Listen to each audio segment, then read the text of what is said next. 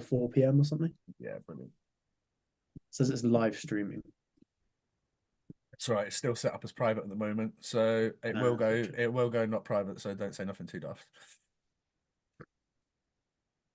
Right. Okay, where can I hear that?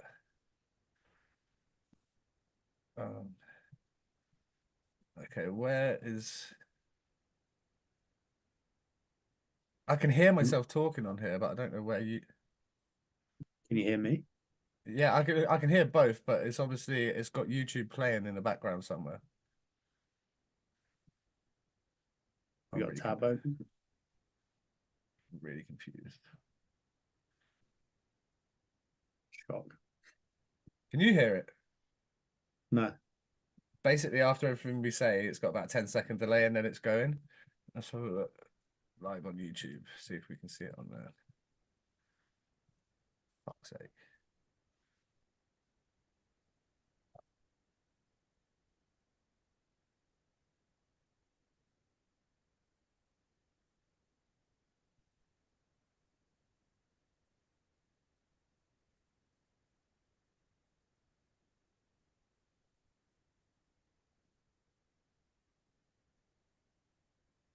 Retry it. It should say I'm live on YouTube. This is why I put it as private. It says live on YouTube at the top. Yeah, but it's set up as It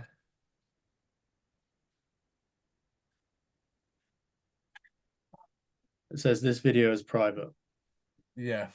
when I click on the link. Yeah, I know, but I can't find. Normally, if I go into the YouTube studio, I should be able to like edit this video in the background, so I should be.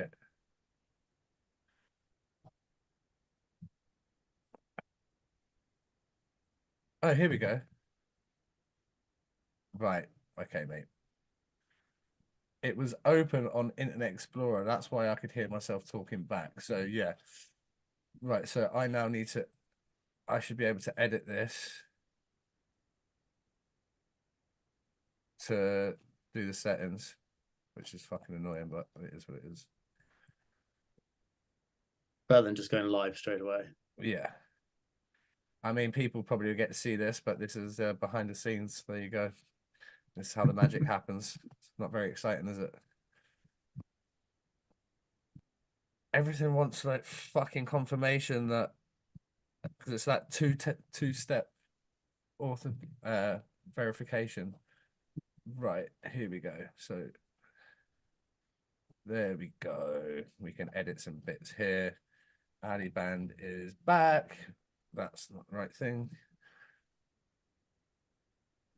Select Ice Hockey Podcast. Done. Show you more. I tell you what I will do 1 second before we actually go live. Customization. Okay. Yeah, that's good.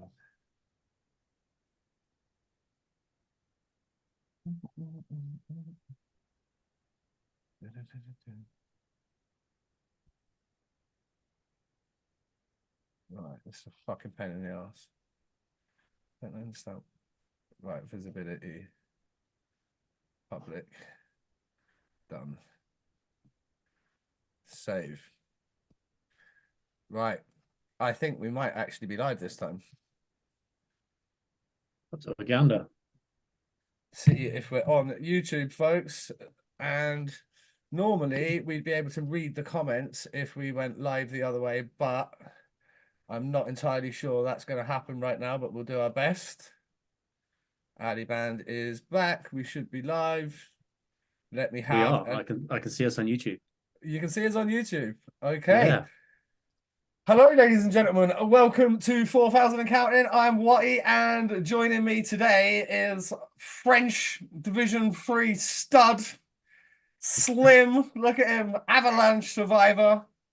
No beard. It's Mr. Alistair Band, ladies and gentlemen. Pumped to have him back on. Bandy, how's it going, my man? Mate, life is good. I'm buzzing to be back on here. It's been a while. As you say, no beard. I shaved it off for Movember, and one of my new teammates genuinely thought I was 26 years old. So You're like, yeah, let's go. it stared off. Do you know what I think's hilarious? You was like, do I need to prep anything for this interview? We did like fucking 200 podcasts and didn't prep for fucking one of them. just got waffled instead. Well, why not? We had fun and it's going to be fun to have you back on. Right, ladies and gents, I don't know how it's going to work. If you do have questions, I'll try and read the comments. It's not going to be as easy as the live the other night. Obviously, when I'm doing it on via Zoom as opposed to straight onto YouTube, I don't get to see the questions popping up. But I'll keep my phone. If anyone's got any questions for Bandy, I know a couple of you stuck some on Facebook, but get them in there and we will do our very, very best to get to them. Bandy, I was just saying there, like, survived an avalanche. Let's kickstart the podcast with you telling us what the fuck happened there then. Yeah, so it was 1 year ago today, actually. A friend and I, Marius, we'd been out ski touring. So ski touring is when you go off into the backcountry, no lifts. So you're walking up the mountain yourself. Like, you have special boots and bindings that allow you to lift your heel. You put some like special thing on the base of your ski that allows you to go uphill, and get away from the lifts, get fresh tracks and powder and stuff like that. But what it does also expose you to is avalanches, more so than in a resort, because in a resort they set off explosions all the time to force avalanches to make it safe for your regular skiers on the piste. On this day, we'd skied the similar area 2 days prior with no issues whatsoever. It was complete whiteout, couldn't see anything, but we're skiing down the main face, which I've done loads of times. No issues there. But we wanted to do a slightly different route this time. So we're going up. It was in fact, we actually wanted to do a completely different route, but we're going up and the cars start coming in and it closes off the very top face, which is super exposed, super steep. It's like skis off on your back, boot packing territory. So you kind of want to be able to see where you're going because it's really fucking steep. So we sacked that idea off and went for a different route. And yeah, as we're going across, like the cars are coming in, it's snowing pretty hard, and I hear what I thought was thunder. Turns out if it's snowing and you hear thunder, it's probably another avalanche. It's probably an avalanche, yeah. Yeah, because thunder snow, as it's called, is a phenomenon which is incredibly rare. So if it's snowing and it's thunder, or you hear thunder, it's probably not thunder in the mountains anyway. So we're going along, and you always go one at a time if you're not sure. So one person stays on a high point, because avalanches are like water; they find the lowest point. So one person stays on a high point and one person goes at a time. So for anyone out there thinking about going skiing off piste and ski touring, A, do an avalanche safety course, and B, don't go alone. You actually did an avalanche safety course, if I'm not mistaken. Yeah, I've done 3 or 4 now. But like, you had done one prior to the avalanche happening, right? Yeah, I've done like 3 prior. I've done another one since. Do you reckon that saved you or what? My equipment and the course saved me for sure. You lost the ski though, and then you found it like a fucking what? 11 months later. 6 months later. Yeah. let's get to that though. Let's get to that. Let me tell the story. So also, yeah, C, make sure whoever you're with has done an avalanche training course as well, because if you're buried and they can't find you because they don't know how to use a transceiver, they're pretty useless to your existence at that moment in time. Yeah, so you'd be screwed if you were me. Yeah. I'd have no idea what to do. Yeah, you'd have we wouldn't have gone without transceivers. I would have lent you one, but you wouldn't know how to use it to find me, right? It's just fucking beeping with a number on it. You're like, what the 3, 6, 7? Like, I mean, I'd be hoping that we wasn't waffled, and that would give us a little bit more of a chance. But we've been skiing twice, being waffled twice. Like, I don't like our ratios. Yeah, I mean, when you're going ski touring, you have to burn a lot of calories. Like, you wouldn't want to do that waffled anyway. No. But yeah, we get to this high point, and I go first because I'm a lazy motherfucker, right? I would rather. Is it easier if you go first? Well, no, but if you get buried, then someone else has to dig you out, and you're not responsible for digging someone else out. So I'd rather, pun intended, chill out in the snow than have to be like, oh my god, I need to find someone that I'm responsible for them surviving. Whereas if I get buried, it's like, well, I was stupid. I'll just peace out for a bit and hope they come and get me. which is kind of exactly what happened, because I'm going along. If anyone's skied before, when you're traversing along powder snow, it kind of clumps up and sometimes rolls down. But on this occasion, it was like sand just slipping away from me. And I looked up, and the whole slab of snow was just barreling towards me. And I was on that slab, and I was thinking, shit. Or in the words of 40, I think I'm in trouble here. I'm in trouble here. So, by the way, folks, if you're new here, and Bandy was here for this, I would encourage every single last one of you to go watch the Matt Ford interview. It might be one of the very best that we've ever done. It was most, and that interview raised 500 quid for the NHS during the pandemic. So we got to feed like fucking, I don't know, 100 nurses and doctors on the back of that, Bandy. I think it was a bit more than that. Yeah, maybe even more. Yeah. Shout out Street Kitchen, yeah. Shout out Will's Meals. So yeah, at this moment in time, I'm in trouble. But I've got an airbag system, which is basically you've got a ripcord on your backpack. You pull that, a big airbag inflates around your head. The idea is it keeps you upright and ideally on top of the snow, but at least your head snow is doesn't close. go in your mouth. It's more so you don't get buried and tumble down. It's called the almond theory or something. Like if you've got a bag of mixed nuts and you shake it, the almonds are the biggest ones, they rise to the top. So it creates more surface area around your head to try and do that. In my instance, it was I think it's classed as a category 3 avalanche based on the speed, volume of snow, and the total burial at the end of it. So I was fully buried by the end of this avalanche, even with the airbag system, but it saved my life. So I pulled my airbag, let go of my poles, because your poles are useless in this scenario. They're just going to drag you down. And I was taken 250 meters down the mountain at a speed of 36 kilometers an hour. And then at one point went over like this little cliff, thankfully not very big, but I didn't know where I was. I couldn't see anything. I went weightless. I genuinely thought I'd gone off a cliff, and that was me done. And then I stopped. And part of the training that I was given was that if you're in an avalanche, put a hand close to your mouth so that if you do stop, you might be able to get some more air around your mouth to be able to breathe.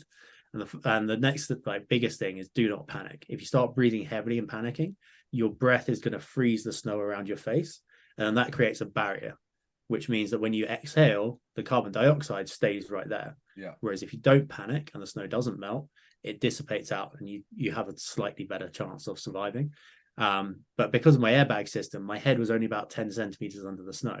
So where I had my hand here, it meant I could actually dig a small air hole, which was quite useful because I could then breathe. But at first, I'm digging this air hole, and more snow keeps coming in. It fills my mouth up. I started choking on it. The next thing, if you're choking on snow, just close your mouth, swallow it like a good boy. Yeah, melt it, swallow it. Yeah. And then finally, the snow stops coming in, so I get this air hole. And the other thing that really saved me is your transceivers, and these are things that emit a signal so that people can find you if you get buried. They also have the opposite function, which is you can find other people. So you switch it into search mode and it picks up the other people's signals. But they have a maximum range of about 50 meters for a really good one. So I was 250 down. Yeah. So I'm 5 times the distance of this transceiver range. And every additional person that you have searching for you takes roughly a minute and a half off the search and rescue time. And you have roughly 15 minutes to be found in an avalanche before you're probably going to be dead, either from hypothermia or from suffocation. One person searching for someone 250 meters away, out of range of a transceiver, fairly unlikely to be found. Thankfully, I was in a fairly narrow gully, so there's not too much side-to-side distance. But because I could get an air hole, it meant I could just shout Marius. So Marius came down, dug me out, got me if you've seen the picture of it, it's like, take my strong hand, me buried under the snow, like completely cemented in. And Marius steps back and he's like, Bandy, just before I dig you all the way out, do you mind if I take a picture? I was like, I'm there in the snow with like my head over here, like unable to move. And I'm like, yeah, I don't have a GoPro. I need evidence of this. So had a little photo shoot, and then he digs me out, and I'm like, my legs are a bit twisted. I knew they weren't broken, but it's just like really uncomfortably twisted. So I was like, it's unlike you not to fucking break something though. well, that's a different story. 12 days later. No, but I know. Do you know, like you've been unfortunate with injuries, as if you didn't like fucking break your neck when you fell in an avalanche. With all the Mate, injuries it and was shit mad. you've had, like you get buried in an avalanche and you essentially get out of it I and walked walk away. away. Yeah, walk Yeah. away. Like, So he finds my foot, pops the ski off, and I'm like, my leg's free, and I'm like, oh, I'd get my other leg, like that's also twisted.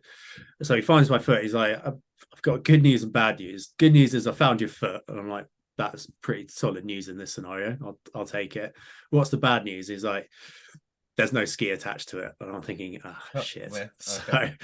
So we're probing for my ski for like an hour and a half, and the snow's just coming further and further in. And where we were skiing, you can actually see it normally from the lifts, but because of the clouds, couldn't see it. So we were completely on our own, and we're like, if there's been one avalanche, and in retrospect, probably several avalanches in the area. And actually, a friend of mine also got taken in an avalanche, didn't get buried, but he got taken in an avalanche the same day. So like they were popping off everywhere On the same day. What's the chances? I don't really know, to be honest. Probably It's pretty slim. It's got to be pretty low for you and your mate to get caught in an avalanche on the same day at a different time. Yeah, different times, different places. But yeah, we thought like we'll just get out of Dodge. So I had a good hour and a half, 2 hour walk in waist deep snow with a ski strapped to my back. Which the worst bit about that is you've got the ski on your back. Every time you you go into too deep snow, the ski behind you digs in the snow and just bucks you forwards as well. So I'm just like, Jesus Christ. And then I get to the like when you try to teach me to ski. Yeah. So I finally get to the snow, like fucking. I finally get to the lift station, and I'm like, guys, I've just been buried in an avalanche. I've only got one ski. They're like, oh, well, you can't get on the lift with one ski. I was like, well, no, can you give me fucking didn't. I was like, well, can you get in the? Can you give me a lift? Ski down. Can you give me a lift to the like bubble down to the car park on the ski-doo so that I can just go home and reassess my life? And they're like, are you injured? I was like, no, I'm fine. They're like, oh, sorry, then no. So I had to fucking scoot along on one ski for like another 20 minutes to the lift, looking like an absolute helmet.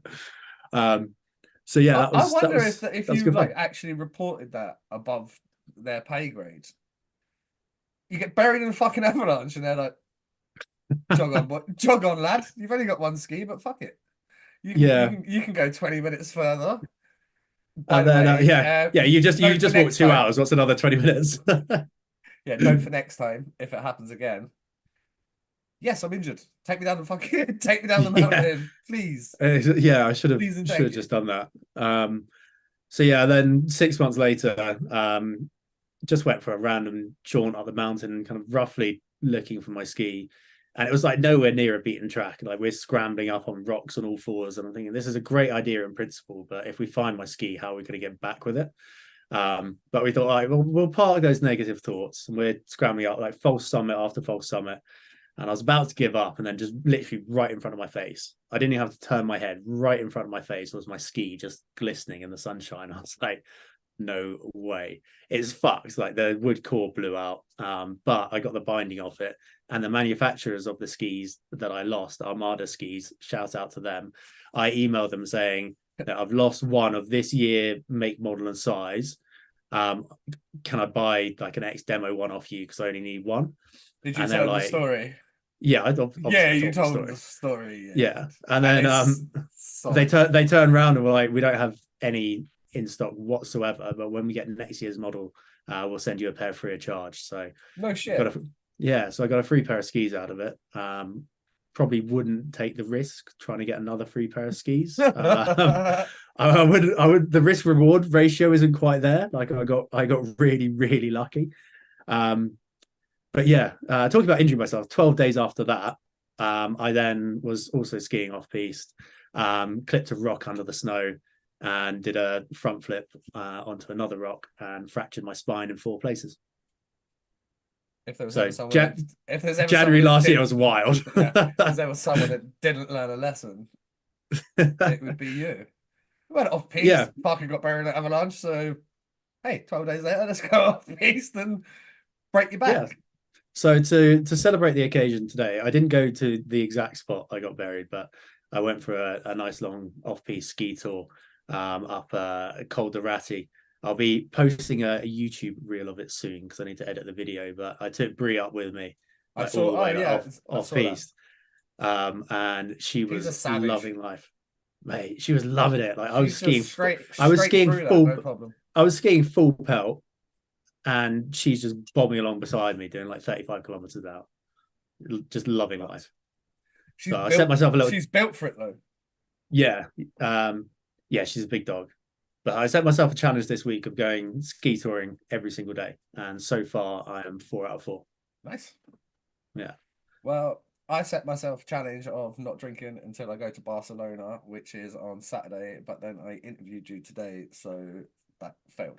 Hey, but 11 days with no booze for me is like a fucking year and a half for everybody else. So So I did 3.5 months. I'm giving myself a pat on the back. 11 days is solid.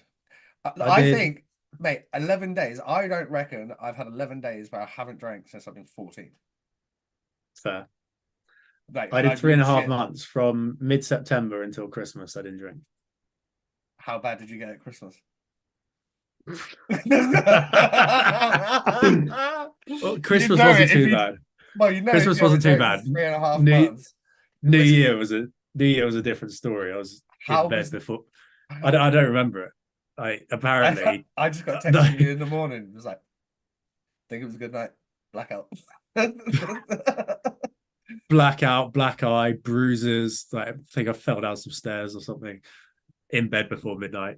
It was good. Love it.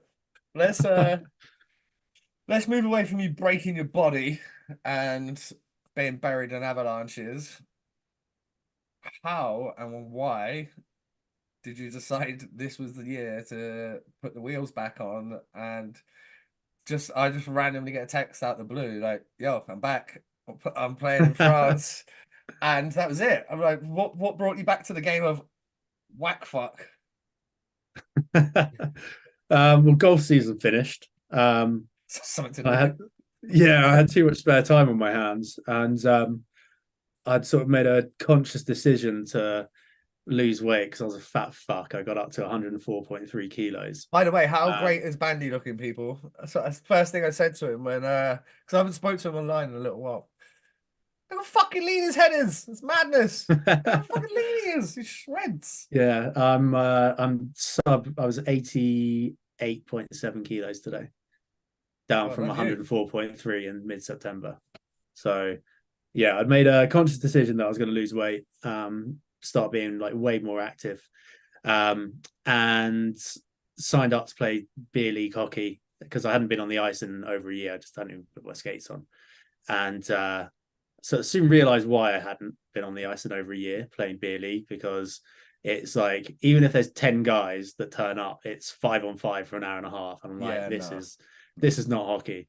But it triggered something in my brain. I was like, do you know what, like, I'm really missing? It's that competitiveness, If I'm gonna do it, I might as well go and do it. yeah, just like running people over. It's great fun. Yeah. And training with a purpose, like doing drills, working on systems, like being there for a reason. Like you're not just turning up to go through the motions for some exercise. It's like because you're training and practicing to play a game. Yeah. And there was a team in Chonburi, and I've got a way more economical car now as well, so I can actually afford the petrol to go there and back. But there As was a opposed team in to the Chonburi. Audi A6, it was like fucking 9 miles to the gallon. Yeah, We I drove now it get down. We 56. drove it down to Cardiff, and it cost us like 100 quid to drive to Cardiff. Great fun to drive though. How would you know? You was on a fucking passenger seat. You was like, we can Passenger go. princess. You was like, we can go, but you're driving. All right, let's go. By the way, guys, in a little while we're gonna start reliving some of our greatest hits, and rest assured, we've got Cardiff trips, we've got Manchester trips, we've got Belfast trips, we've got Scotland trips. Scotland trips twice, I think. I don't know. We got a lot of trips, Yeah. and we had a lot of fun. So we're gonna be getting into some of those stories, maybe some that haven't been told on the podcast, definitely some that you new fans would not have heard. So they're all class stories, so just hang tight and we're going to get to those. Bandy, keep telling me more about getting back into the game, because obviously it is stressful. You go fucking recce practice and you're hooped after 10 seconds because you're fucking up, down, up, down. You go for a line change, or worse still, you have one guy on the bench and You'll be on the ice for 3.5 minutes. You skate to the bench. You get off. Someone snipes you for the change. Yeah, you're gonna like undo the water bottle. You go, and someone else comes for a change. You're like, oh, great, another 3.5 minute shift. Yeah, so there's this team in Chonburi that I'd spoken to 4 years ago, and yeah, I just reached out to them. I was like, look, can I come for a skate? Went for a skate. They're like, yeah, we'll sign you. And turns out I already had an unlimited ITC somehow, so that saved a ton of money. I don't know how that happened, but don't ask questions, don't hear no lies. New Zealand, maybe? Not a clue. But that was the last time you went abroad, right? That was the last time you needed an ITC card. Yeah, but I've got an unlimited French ITC, so we'll run with that for now. Yeah, so I've already had my ITC, which sped up the registration process, and then skated on the Friday. Couldn't get it through in time to play the game on that Saturday. But then straight. No, it's 2.5 hours away. Gotta happen. And then so the following weekend we went down to Nîmes. Sick rink, like tiny little rink. It's pretty small, but like pretty brand new and like beautiful ice, lovely. First shift, come off the bench, there guys behind the net with the puck, just fucking beeline charging penalty. First shift. I was like, I guess this league's a little bit different. They play a little bit differently in France. It's not quite as physical. So I think I probably lead the team in hits, having played half as many games by a long shot. I'm almost penalty minutes leader as well. I mean, that doesn't shock me at all. Yeah, I got 6 penalty minutes in my first game. What was that? Was that actual penalties, or was that timing being off where you haven't been on the ice, or just the strictness of the referees? What do you reckon? The first one, I think in the UK it wouldn't have been a penalty. The guy dished the puck and I finished my hit. Yeah. Like I wasn't fully committed to it. I could have pulled out. But we don't pull out. So I finished up. Got a penalty. Then the next one I got was definitely a penalty. A guy punched me in the face, so I punched him back, and he very soon wound his neck in. Yeah, it wasn't. Was not having it once he got popped back. And then the last one was complete bullshit. I finished my hit on a guy, and as I'm skating away, the guy grabbed my jersey, so I literally just handed him off back like that. You. Yeah, and I got a roughing penalty. And I'm like, dude was grabbing my jersey. Like all I did was push him off. But then we came up with a theory that it's because I had a blue helmet. So the team gave me a black helmet to match everyone else's, and the next game 0 penalty minutes, camouflage. Yeah. But since then the theory's gone down the drain.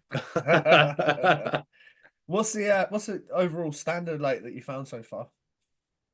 It varies a lot. So like we played Dijon, who just signed a guy that has 7 games of the KHL, which is mental. And they used to be in League Magnus. They're trying to get back up there, which is why they signed this guy. Like they've got money. They're getting 1,500 fans a game. Couple of quid to throw at the situation, have they? Yeah. So bringing guys in that I'm like it's in terms of like league structure, not necessarily standard, but in terms of league structure, it's the same as NIHL 2, right? Okay. So it's the French 4th division. It's called Division 3, but it's the 4th division. You've got Magnus D1, 2, 3. Yeah. And then there's this team signing a guy that's got 7 games in the KHL. Like that's just mental. Like they've got some cash. You got like 107 games in fucking Ali Pally. What you saying, bro? Come at me with your KHL games. So what I found is there's, in terms of like the speed and intensity, it's way higher than NIHL 2, way higher. But in France, everything's kind of backwards, right? So NIHL 2, you probably practice once a week, but you'll play 2 games most weekends. You'll play back to back. We never play back to back games. We play 16 games in a season.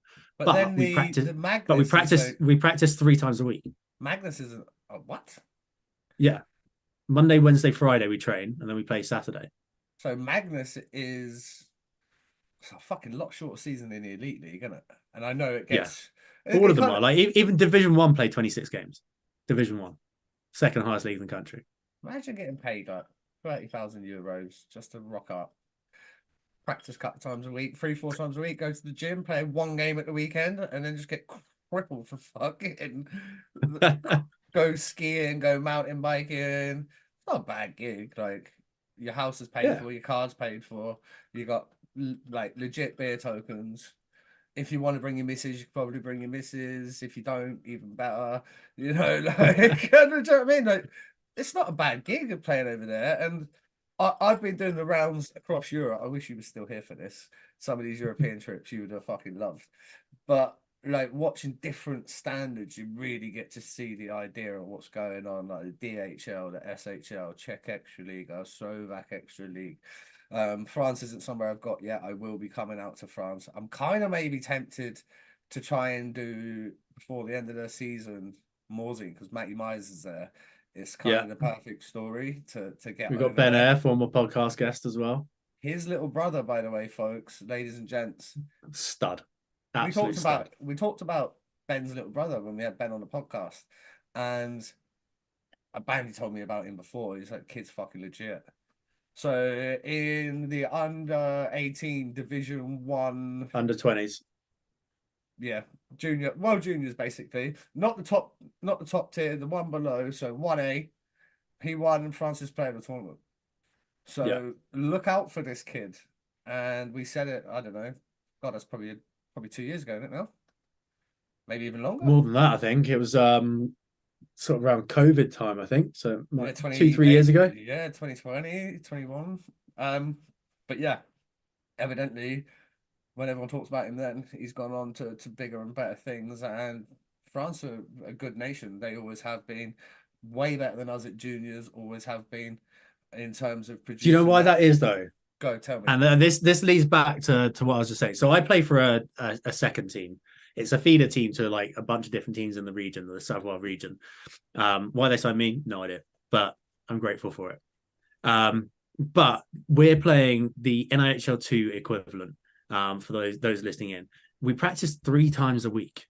3 times a week. That's 3 different sessions where, you know, one session we can work on individual skills. The next session we can work on like more kind of fitness stuff. And then the session just before the weekend, we can work on systems specifically based around the team that we're playing and how they play.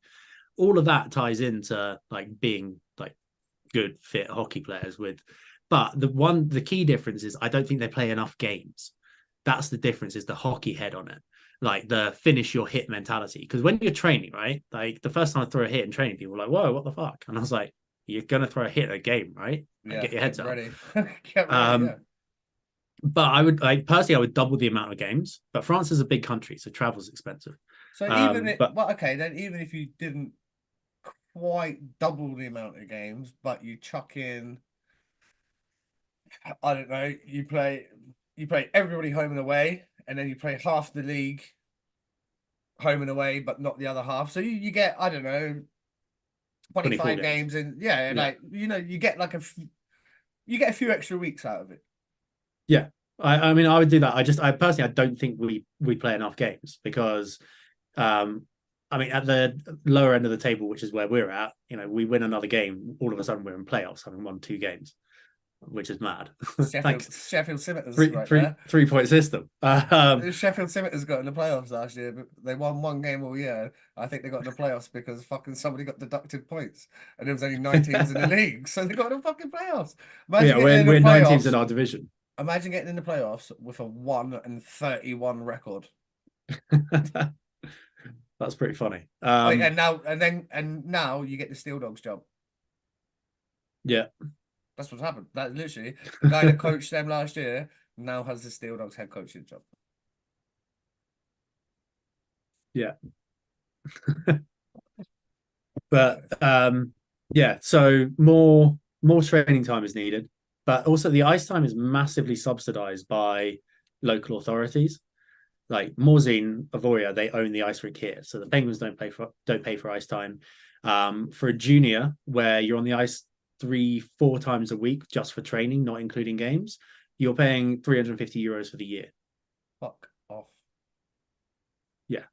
So if you're a parent in Basingstoke, by the time you've paid September, and October, £280. Half of November, maybe. The kids in Morzine have a whole entire year, 4 times a week. For your an hour So a day, hour a time? So we practice 3 hours a week. So Monday, No, so Wednesday, the kids, is it an hour? hour and 15. Okay, so an hour and 15. So you have 5 hours a week for your €350 a year. And in Basingstoke, you have 45 minutes twice a week, maybe 50. So don't quote me on it. And I'm just using Basingstoke, obviously, it's my club. It's £140 a month. So you're getting, come on, Bandy, you're the fucking math guy here. 45 minutes twice a week Hour and a times half. times 4. You get 6 hours. 6 hours, yeah. Six and a bit hours. Let's call it 7 hours. You get 7 hours. Yeah, so that's 20 quid a session. And these kids are getting a fucking entire 20 quid an year. hour. Yeah.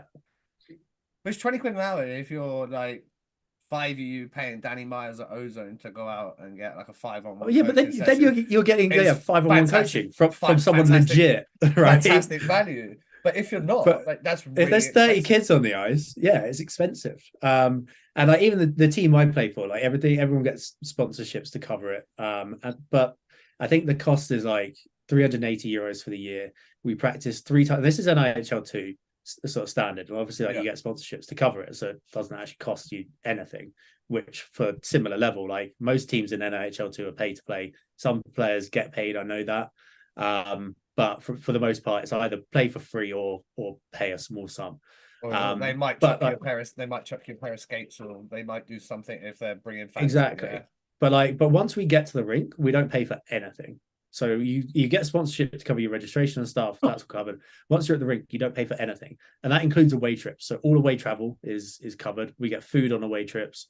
What I don't understand though is the scheduling and how we go about things. So my first 2 weekends, we played Nîmes on the first weekend and Avignon the following weekend, both Saturday games. Yeah. Nîmes and Avignon are 4.5 hours away from Chambéry, 5 hours away, but they're 30 minutes away from each other. So instead of going and playing Saturday, Sunday, doubleheader, stay over, good time with the boys. Good time with the fellas. They had those separate weekends. So we did 18 hours of traveling to play 2 games. So it's the equivalent of like Basingstoke Buffalo going up to play like Altrincham Aces and then coming back down, and then the next week going up and playing, Sheffield Simmons, like at that sort of level. Yeah, which I was just like, I looked at a map and I was like, why are we not? But massive. We don't play back-to-back games, which actually, to be honest, coming back into it after not playing competitive hockey for 4 years, not being on the ice for a year, it's quite nice not playing back-to-back games. What's the What's the loo reviews, the shower reviews? Patinoire douche reviews. Patinoire douche review. Yeah, it was just something I saw because I thought like the showers in Nîmes were really nice, and that was the one that I missed off. And then I just the showers in Avignon looked horrible, but were actually turned out quite nice. And then I just thought it was something funny to do. It was funny. Was just take a picture of every set of showers that I go to and give it a review. And I'll tell you what, the water pressure and temperature of every single shower has been better than 90% of freaks in the UK that I played in. Not been like Basingstoke then, no. I haven't had a cold shower once. Fantastic. well, you take that all day long. And also, how nice was Courchevel Rink? Oh my god. Oh yeah, geez, that's very, very nice. What Courchevel's got money though. The one thing my main complaint with Courchevel, why are they not? When you look at that arena, why are they not in like a fucking division above at least? So Courchevel, because we're a regional feeder team, we play our home games between Albertville, Courchevel, Chambéry, and Prologna. But we train in Chambéry every time. Courchevel have a team in Division 2. The Le Bouquetin or something like that. Albertville don't have they've got a senior team, but they're sort of like they're Division 4, which is kind of like it's contact beer league. But if you get placed high enough, then you can get into Division 3. You can go up if you want it. Yeah, as long as you prove that you've got the money to do so and all of that stuff. Prolongnan doesn't have a team, and Chonburi's got a Division 1 team. Oh, okay. So they do have a Division 1 team. Yeah, but Courchevel like, Ring, like, decent. Yeah, Division 1's like pretty legit. Yeah, skated with a couple of the guys, and they're just like it's more the speed, like the acceleration speed. Off that first step, boom, they're gone. Yeah, it's that first step and that first touch of the puck as well, and the quick release of anything from a pass to a shot. That's the key difference. Like, if you can skate to somewhat of a level, your top speed, you're not going to be like, there's not too much disparity unless you're like a Connor McDavid. But like, if you can get your feet going, then there's not too much of a disparity. But it's those first 3-4 steps. Yeah. Like, if you can get your first 3-4 steps off and you got 2 meters on me, then like I'm in your dust anyway. Never catching you. 9 million years. Matt Cowlit's one of the best at it in the NIHL this year and last year. He gets a puck and it's like, oh, okay. Yeah. He's gone. See you later.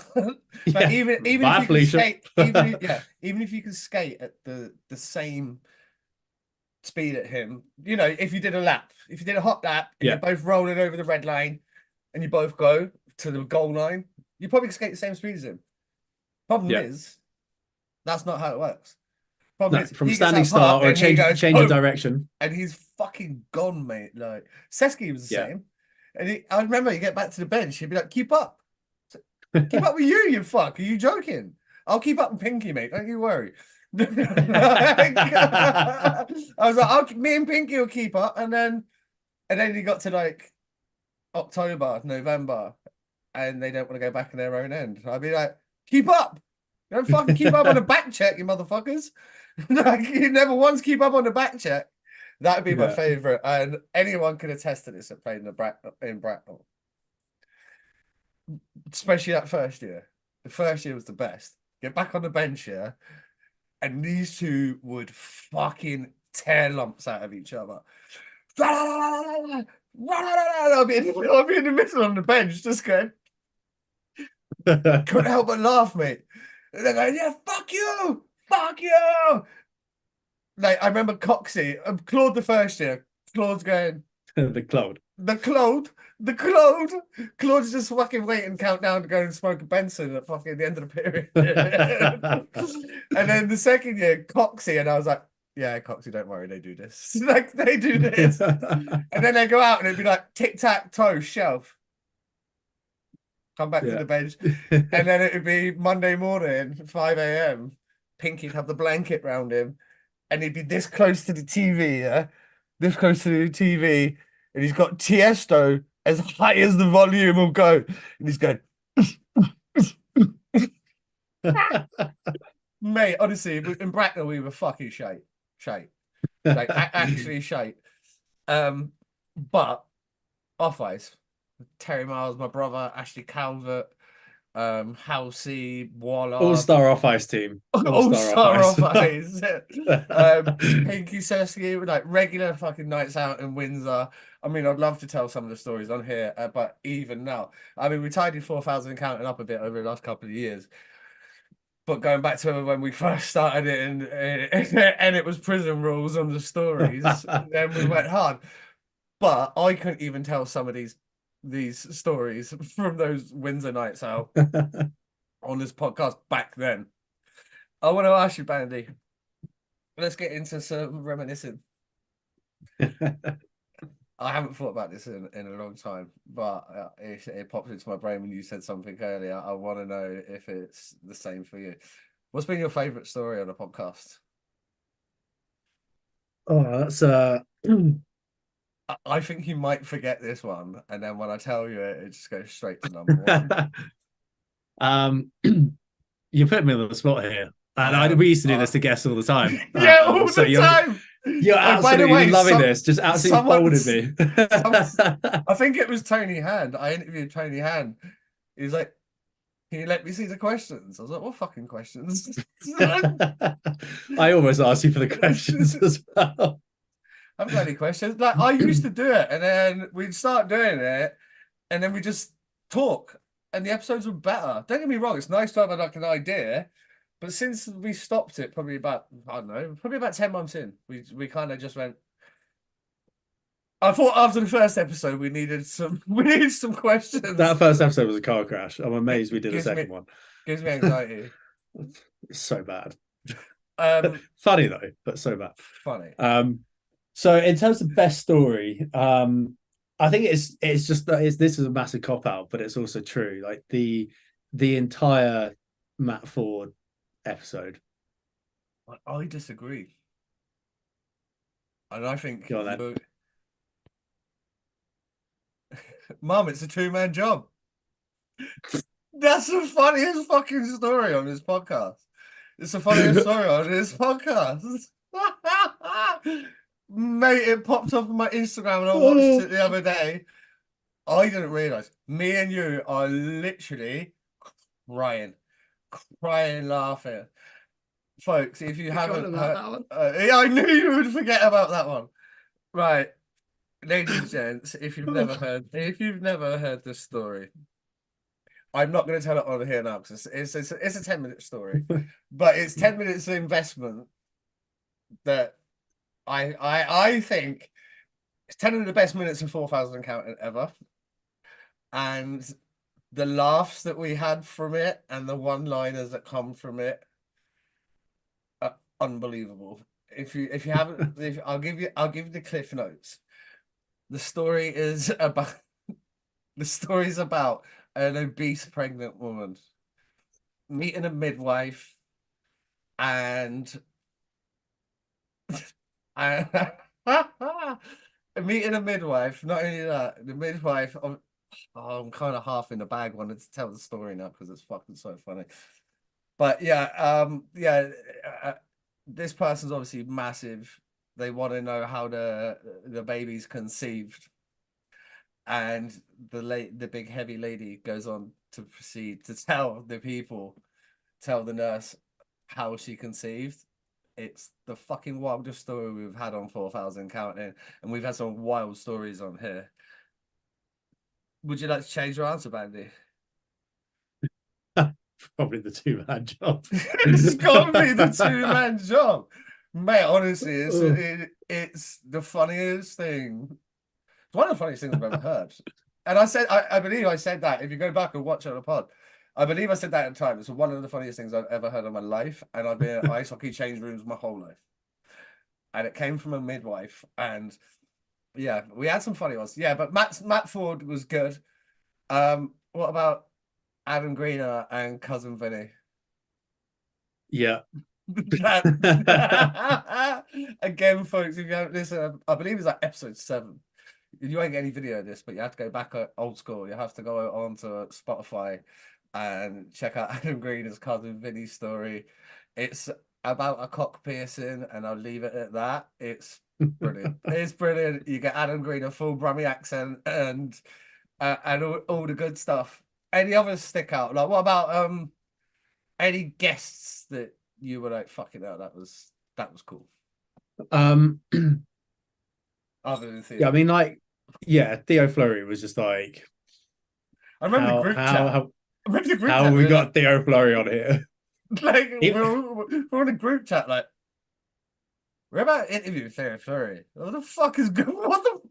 Are we in like some weird metaverse? Like, it was weird. It was surreal. Hey, by the way, we didn't put any punch on the interview. We asked him every single hard question that his story's fucked, and we asked about all of it. I thought we handled that pretty decent, to be fair. I thought we did a great job with it. In terms of, I mean, I've got to give Mairzy credit for not breaking character when I went for a piss mid-interview with laptop in hand with my microphone on. Absolutely waffled during lockdown, just like, well, I'm not missing this, and I haven't got my headphones are dead, so I'm there just like full stream. By the way, splashing around again. If you haven't listened to the very first Danny Myers interview, was actually a 2-parter. Because we recorded, and I think we got off, and we'd been recording for like fucking 4 hours. We're like, yeah. Maybe we release this in 2 parts. Also, shout out to us. We interviewed Danny Myers at the Ozone, Didn't swear once in 45 minutes. That is very true. Watch the first one. Watch the second one. See where Danny's business is involved. See where Danny's business isn't involved. Like lots of swearing, zero swearing. Now, just before we quickly before we move on into more reminiscing, I just wanted to say like one final closing thing on my French hockey career. Yeah, well, two closing things. The first one is started off on a massive losing skid. Then we finally won a game. Dummied a team away from home. Greasy road win. And then the league leaders, we lost, but we held them 3-2 nice. Just before Christmas in our last game. So things are looking positive for the boys. Hopefully we'll continue that momentum. We played a different system. We played the 1-1-3 system. The other team didn't have a fucking clue what was going on. They're like, why is this forechecker coming? Where's the second guy coming? Why are there 3 guys? It was awesome. Like we switched up after we were 2 goals down and then lost 3-2. We should have just played that system from the start. You held the leaders tight though, which we were all over them. Their goalie's still in their head. But for a bottom kind of seed team, a bottom seed team in that kind of league, well, that would be like fucking Lee Valley or something going into Haringey, and then Haringey being like, what the fuck is going on here, mate? This isn't supposed to be happening. We're supposed to just be just skating straight through them and burying goals, but it wasn't happening because the system was right. But yeah, getting back into hockey has been hands down the best thing for my mental health. Obviously that, and I took 3.5 months off the sauce, which was fantastic as well. To be fair, like other than drinking today, even though it's only 10, 11 days, my boss was like at the gym, it's like, you seem like all right. I was like, mate, I don't have a hangover. Like, he was like, I don't know. We've talked about it on here numerous times. I think sometimes you kind of discount how much you drink, but you drink, and then you drink. And at both stages throughout doing this podcast, myself and you, there's been days where we're on heaters for fucking time, and the other one has to go to the other one. But even for us, this is time to call it a day.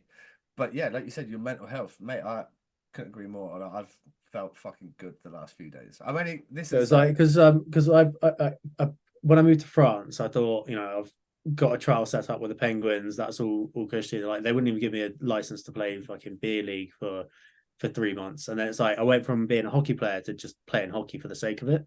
So like I went from a hockey player to playing hockey, and now I'm a hockey player again. Like I've got that like kind of mental state back. Like there's a reason, there's a purpose for training. And I'm honestly loving life. The snow's back. I'm going ski touring every morning, going to the gym. I'm burning like the last 6 days on average. I burn nearly 4,000 calories a day. Like I'm loving life. You're gonna look like Freddie Mercury soon. Jesus Christ. Sorry. Let's go old school with the jokes. If Bandy's back, like I'm gonna slacken the chains off a little bit, mate. Since you guys have been gone, I've kind of gone onto YouTube. I've tried to kind of still gonna swear as much as I swear because I swear, but try to kind of like move it on a little bit. Not that I wanted to. not that I wanted to at all, because we don't have to throw it down the bin tonight. We can keep it clean. No, I know, but it is when we start talking and we start reminiscing, when we got the or when we're talking about stuff, there's a connection, so it's easy for it to flow. And ultimately, that's what podcasting is all about. We're trying to get good chat and good crack, and the fact that you can tell a story for a fucking day, no problem whatsoever. It makes these so easy for me. I have loads of questions and you're just smashing them out of the park. I do want to ask about the coaching before we go down a reminiscent route. I want to ask about the coaching. Obviously, you said you're on the ice 3 times a week. Yeah. What's the level of coaching? Is there assistant coaches out there? You talked about doing maybe individual skills and working on systems and working on fucking PP, whatever it is. How's the coaching set up? Is it getting broken down? Is it good? Are they teaching you guys like progression basically, even though it is at that level, or is it more about let's just get ready for the game at the weekend and we see how we go? Yeah, so there's a bit of both. Some weeks we just like practice systems all the way through. Some weeks it's kind of more like fitness focused, which personally I don't agree with because it's 3 hours a week. You've got another however many hours in a week to do that. But it is what it is. You suck it up. You put 100% in, and the coaches like you for it. Well, you So got we've to got expect a the guys, like you say, there's so many other hours in the week. Like everyone exactly. just go ride the hey boys, everyone go ride the bike or hit the bag or skip or something, and then we can do 3 hours of fun practices a week and we don't have the fucking bag. Exactly. It'd be the dream, right? Yeah, that'd be the dream. Yeah, just go hike up a mountain every morning. Fantastic. Is there any other guys in the team? Is it just are you the only one, or do some of the locals like to do that kind of shit? So Chonbury's not super close to, like, it's close to mountains, but it's a drive still. It's still Okay. like 45 minutes an hour, whereas I live like 5 minutes away. But yeah, in terms of the coaching, like we've got a head coach. It comes to every game, runs the bench, runs most training sessions. But then we've also got an assistant. Well, not an assistant coach. He's like head coach of the whole like program that we fall under. And he comes out and coaches us a lot. He's French Canadian guy, Mark, and like he's fucking brilliant, like so good. Like his communication's fantastic. His knowledge of the game is fantastic. And just like, if you mess up, it's like, right, you did this, but next time do this. Yeah. It's not just like, why did you do that? Like our head coach, like he's good. But the head coach of the junior program, like he's legit, like really, really legit. Yeah, so that's good. They're getting coached well. And then also like just in a similar vein here in Morzine, the head coach of the junior program, he played Magnus League years ago. Like he knows his stuff. Legit, yeah. And it's the key thing here as well is it's their full-time jobs. Yeah, like you're getting a salary, so you don't give a shit if you have to be at the rink 3 hours before and 1 hour after. They do everything right. Like Mark sharpens our skates for us. Like he chips it with everything. Just an all-round beauty. He played one game last year, got 51 penalty minutes, and said, "I'm not playing in France again." Wait, by the way, 51 pims in one game is pretty impressive. What's your height? Here we go. 57 in one game is my highest. See. Fucking hell, I was gonna say, let's see how good our brains are. You said 57. Yeah, I got a 9-game sussy as well. I'm gonna go. Who was Brabham playing for? I was on the Isle of Wight. I think I had Mike Brabham. I had a tilt. I think I had a tilt. I nearly had a fight with a goalie in the exhibition game last night. But that's a different story. We'll get to that. I had a tilt in the game. I think I had a hitting penalty. I had to run somebody. A slashing penalty. And then I fucking nutted Brabham in a handshake. I got a mat. Well, mate, Norm was in front of me. By the way, fair play to Bubbles, yeah? He's a fucking lunatic, that kid. Goes in the handshake, he's been a prick all game. Like, fucking all game. He's out of his crease. He's I'm not he's blockering guys. Do you remember when Andy Moffat signed for Chelmsford just to jump him? Just to tilt him, yeah. Slashing guys in like the back of the legs and everything. And it was one of them handshakes where anything can go off at any moment. And in the handshake, it's Andy Robinson, Colsey, Norm, me, Richie Hargreaves. That's the 5 guys in a row, yeah? And Bubbles bumps, I think it's Colsey's in front of me. Ninja gloves. And we just made Bubbles, like we start going at it. He's got goalie shit on and he's taller than me. So he does this and he grabs me. Fair play to him. Like his tie-up's legit. Like he's got me over both shoulders. Nice. I'm like, shit. Boom. Fucking like he tied me up real good. And in true Bubbles fashion, he's then like he's chirping, everyone's going crazy. And yeah. Unlike DOPS now, how many games do you reckon I got for that bandy? By the way, it was on video. The video couldn't have been any better. Like 2, 3. I was getting 2 or 3. How many do you reckon I get now? 47? Something like that. I mean, it was a straight headbutt.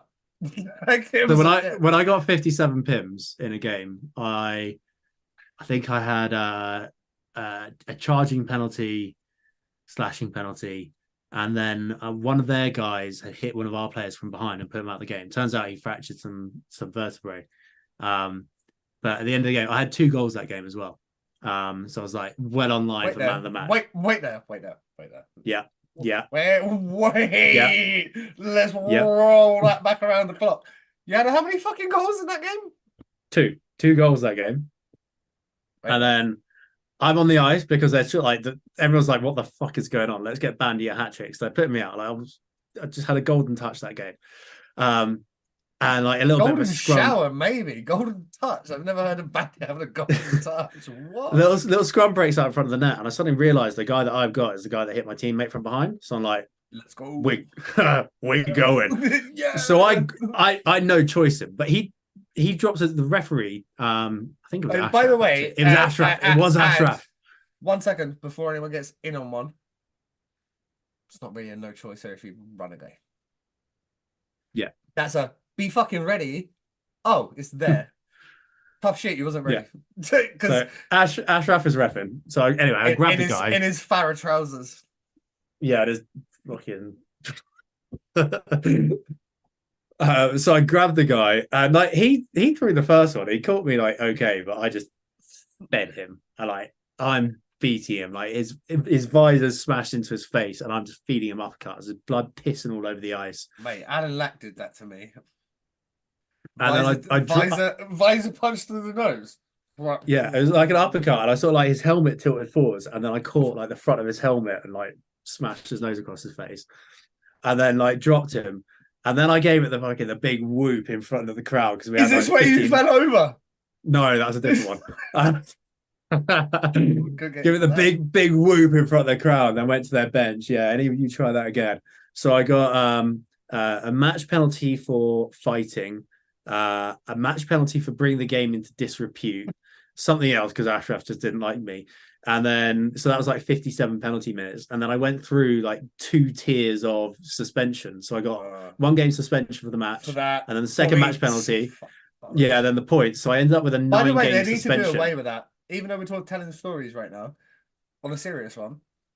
9 game suspension in a league where we played 20 games in a season. The whole point toting up system. Enough.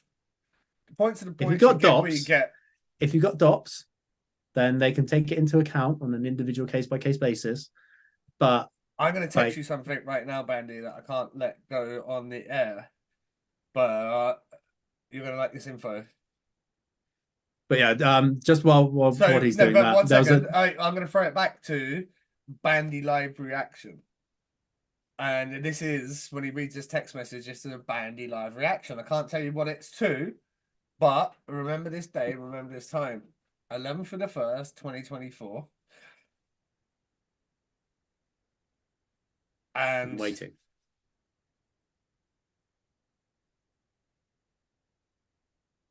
Obviously, we know the good news before it happens. Oh, nice. We know the good news before it happens, but that's Bandy's reaction. Bandy's reaction, yeah, is how all of you are going to feel when you find out the actual news who's going to be the DOPS person. But hey, why is there a party popper on the fucking screen? Because I added a reaction on Zoom. Oh, by the way, someone did that the other day. Oh, Robert Greedy, sorry, I interviewed him the other day. And this like sun just fucking popped over the thing, and I was like, "The fuck was that?" I know I'd never seen. I was more ready for that one, but yeah, what do you think to the new head honcho, without giving too much away, the new head honcho of the OPS going forwards, and do you think it will make a massive difference to the game as a whole? I think it's probably the best move that the EIHA has ever made. Ever. And I mean that like literally ever. Way better than their 500 grand website. 86 bags on a website, bro. Fucking gee whiz. Yeah, and then increasing the fees to pay for something else when they got 500 Gs in the bank. Yeah, that makes sense. and also transparency, because I know that this name's going to get announced and everyone's going to go, yeah, sick. Yeah, legit. Right. If I know that I can't say more than that, so I'm not going to say any more because I don't want to give anything away. But I think that's the hands down the best thing that the EIHA has ever done. It's funny because I interviewed Daniel Smith in the EIHA last week or the week before, whenever it was, and I was like, "You guys are sitting on this. You want some good feel?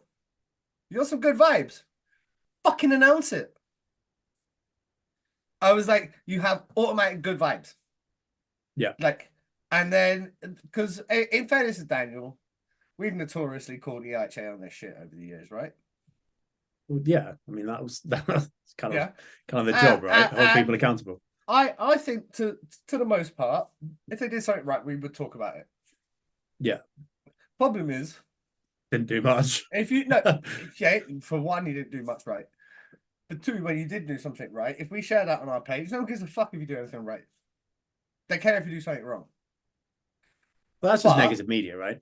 But in this case, you announce that shit right now, right now, right meow, meow, Yeah. right meow, meow, Right, meow. right meow, and you release it right meow. I remember Terry Miles, our captain in Slough, and Slough and Brighton were brilliant. You had to get an animal in like either the captain's speech, you know, like the shit you write in the program. Yeah. And each week would be like kangaroo, alligator, elephant.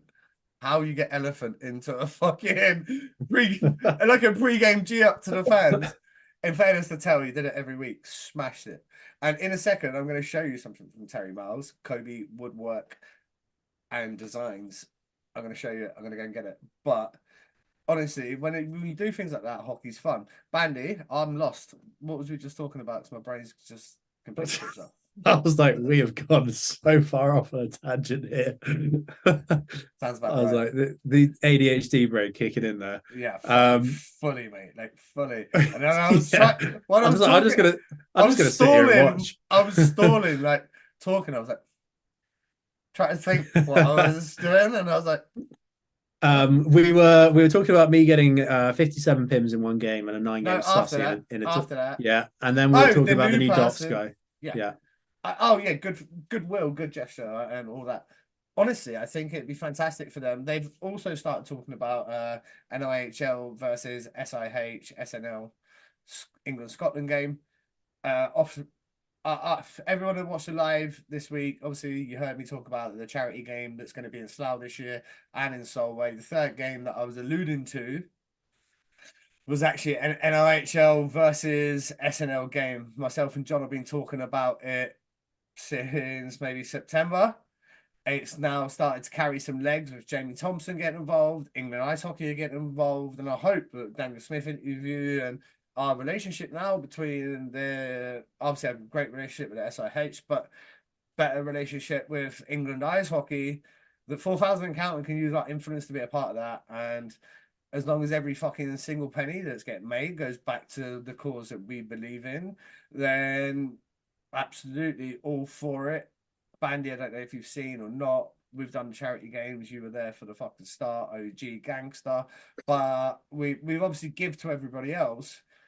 But it's not very often that we take for ourselves.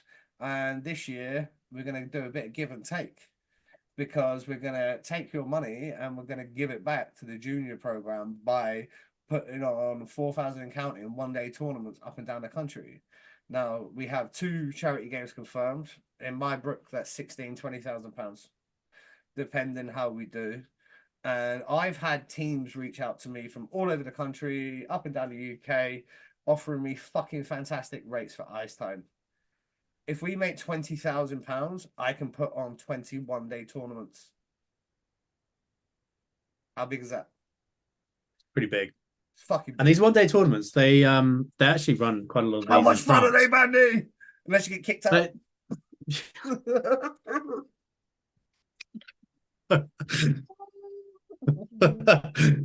Anyway, moving on swiftly. Segue.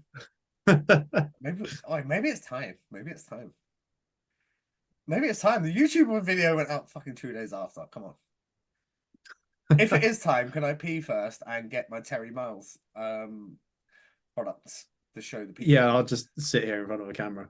Well, let me ask you a question then, so that you can tell the people your answer. Okay, so we've talked about the biggest guests. We've talked about Theo being on and other people. Best moment for you, and I know it straight away. I'm gonna go for a piss. I'm gonna come back, and I'm gonna guess your favorite moment. I assume at this point in time, what he wants me to tell you my favorite moment, and then we'll guess and we'll rehash it over once again. But it was definitely the Glasgow trip with little Zach, because we hooked up and helped with the Make a Wish Foundation to surprise him up in Glasgow at a Glasgow Clan game. So we went up there, and Zachary Zoomer's, he loves the podcast, loves us. We spent a fair bit of time with him and his parents, Mark especially. So yeah, we hooked up a lot with the Glasgow Clan. Shouts out to their organization. It was absolutely fantastic. Like the access we got, what they did for Zach, getting him at center ice with a Viking clap. But the moment for me was them in an empty arena, getting to go there early to meet the players before the game, and us hiding in the background, knowing exactly where he was, and that he was going to walk straight past us, and we were going to pop out of the door and surprise him. And that is the perfect timing, because I've just finished my favorite moment story. Already got it. By the way, folks, obviously I'm in headphones, so I didn't hear a word. It can only be Zooms in Glasgow. Nailed it. Us like hiding, and Mate, then him walking past and being like, Zooms. My whole career. Yeah. On ice, off ice, in the room, on the bus. It's the fucking best thing I've ever done that's been involved in ice hockey ever. It was so good. Best thing I've ever done in my life, I think. What the Clan did as well, like not just us going there and surprising him, like that was awesome. Seeing his face when we popped out of the door and just say, "Hey, Zooms!" We were on the phone, my right? God! Yeah, on the phone to him. His mum and dad, everybody. Katie was brilliant. Just honestly, everything. Katie, Mark, Gran and Grandad. Literally, fucking every single person. Ryan Finity, Zach Fitzgerald. Tough guy. Who's tough guy? Manchester's tough guy. Oh shit. I know who you mean. Me and Scully were talking about him last time he was on. Can't remember. God, that's so annoying. Like literally the nicest guy on the planet. Zoom's getting to do the Viking clap. The Viking clap. He got to do that. He also got to do like the starting announcements, like the roster. Oh yeah, that was awesome. Like both teams did it as well. And to top it all off, we had such a great day. And then me and Bandy went to some fucking gay bar in Glasgow, and it turned out it was epic. The best night. Literally so good. The most epic bar. Like, me and you just waffled walking around Glasgow, just like, oh, let's go in there. It's a gay bar. Yeah, that's fine. We just want a drink. Yeah, all right, sound. And we just had the best time. Like, it was so good. no dickheads in there whatsoever. Not one. Just had a great chat. Bought a couple of drinks. Always great. Oh yeah. By the way, that was always good. Yeah. And like it was great. We just got to drink and have a laugh and like dance like idiots without people being like, "Yo, what are you doing?" It's like we were just genuinely just having a good time, and so was everyone else. It was fantastic. Highly recommend gay bars. They're the best. Yeah, gay bars was fun. Like, especially there. I've done them in Cardiff, and then like all you stupid fucking mates that are popping like, "Oh, lads, you went to a gay bar?" It's like, yeah. Yeah. Like, have you ever seen how many hot women are in a gay bar? Mm-hmm. They're like, no, because I don't go to gay bar. It's like, yeah, guess what? Gay guys have hot friends. Guess where gay guys take their hot friends? They take them to gay bars. Guess where chicks go who don't want to be hit on by fucking 19 blokes walking from the dance floor to the bar and back? They go to gay bars. So while you're all packed in like a bunch of sausages into Weatherspoons, maybe enlighten yourselves a little bit and you might learn something. You might learn a thing or two. And it is a Yeah. true story. We've had some great times. Obviously, we got to go there. We got to go to a Challenge Cup final. That was our kind of first big out is 4,000 and counting, and we find ourselves on the ice interviewing Tyler Beskorowany, Lewis Hook, Johnny Boxall, Sheds. Colin Shields. How cool was that? That was quite a surreal moment. We've got me at the time, NIHLT plug. Surreal You weekend, suspended. He's not playing. He's years. suspended. Yeah. And we're just on the ice, just celebrating with the boys. You know, I think like technically we're interviewing people. Yeah, interviewing people. But just having a great time. And it was like, wait a second, I'm on the ice while they're doing the trophy presentation for the Challenge Cup final. Great picture of you in boxing with the Challenge Cup. Yeah, trophy. and like the peak moment of my career was like sniffing a jockstrap in the EPL, and then suddenly I'm there. By the way, that's not what I thought you were going to say. Definitely thought you go down a different route there. I literally was about to go, we're on YouTube live, mate. But yeah, honestly, like, what a weekend. And we travelled down, we're in the gantry, we got our press passes straight off the bat. We even got to vote on player of the game. Got to vote on player of the game, but like, as soon as we got our press passes, we put them to use straight away. Like, it was absolutely perfect. Couldn't have went any better. We're like VIPing it up, and you know, we pretty waffle. Do you remember me trying to game? Do you remember me trying to write Beskorowany's name at the end of the game? Just like, but the whole thing though was the best thing about that whole weekend. Obviously, we've got t-shirts. I put it on the post today that shared this episode. Buckets for Bowers. Buckets for Bowers. I think 36 grand on the back of that. Yeah. And in the first 3 years, I think we did nearly 90 grand in charities. So say what you will about our profanity and our language and everything that ever came before it and all the shit stories that we've ever told you've had to fucking listen to, and the amount we've been waffled. We always said when we started this thing that we wanted to help people. We especially wanted to help our own. We would play a first podcast and all the other things. I think we've held up our end of the bargain. I think we did pretty good. And we did fundraisers, called out people where it was necessary. Maybe sometimes overstep the mark, whether that was calling people out or getting too waffled, having to shut episodes early. There are a few of them. I've got a story for you when we get off of here. That happened to me. It was the first time it happened since you boys left. And I had to like chop 45 minutes the end of the audio, be like, audio died. I died. straight up. That was the first time that happened since you boys were gone. But I don't know. You know, times change. Times change. Big things happen. But the amount of fun we've had to been able to have. Let's talk about the first charity game. Obviously, we go parental guidance. Yeah, parental guidance indeed. In fact, I posted a picture today because I was reminiscing. And I was looking through my phone, and my phone's got Bandy's fucking giant fat head with a fat beard in a goalie helmet. Obviously, like, if you just see him here for the first time there, and I put him up, you wouldn't even recognize the fella. Anyway, so click on it, and I start reminiscing and start going back. And anyway, there's this picture. It's my kitchen after charity game 1. It's got to be 5:30 a.m. in the morning, and there's on the left. There's such an all-time picture. Well, my brain's not working. Oh shit. Norm's cousin. Yeah, I know. Why can't Owen Bennett. Owen Bennett. There we go. Sorry. Owen Bennett, Bandy, myself, Norm. Norm has no top on. Norm has no top on.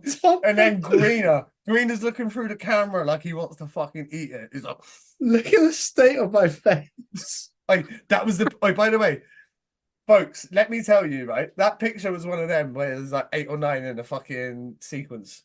That was the best one. That was the best one. Let's just. It's safe to say at that point. Hey, by the way, folks, we'd raised like. By that point, maybe we raised 8.5, 9 grand that night or whatever it was. Yeah. we were entitled to a nice little night out, night in, shake it all about. And Dave Cloutman commented on that picture on Facebook, and this is what I love about Clout, because he knows what's up. This is his comment. Where is it? That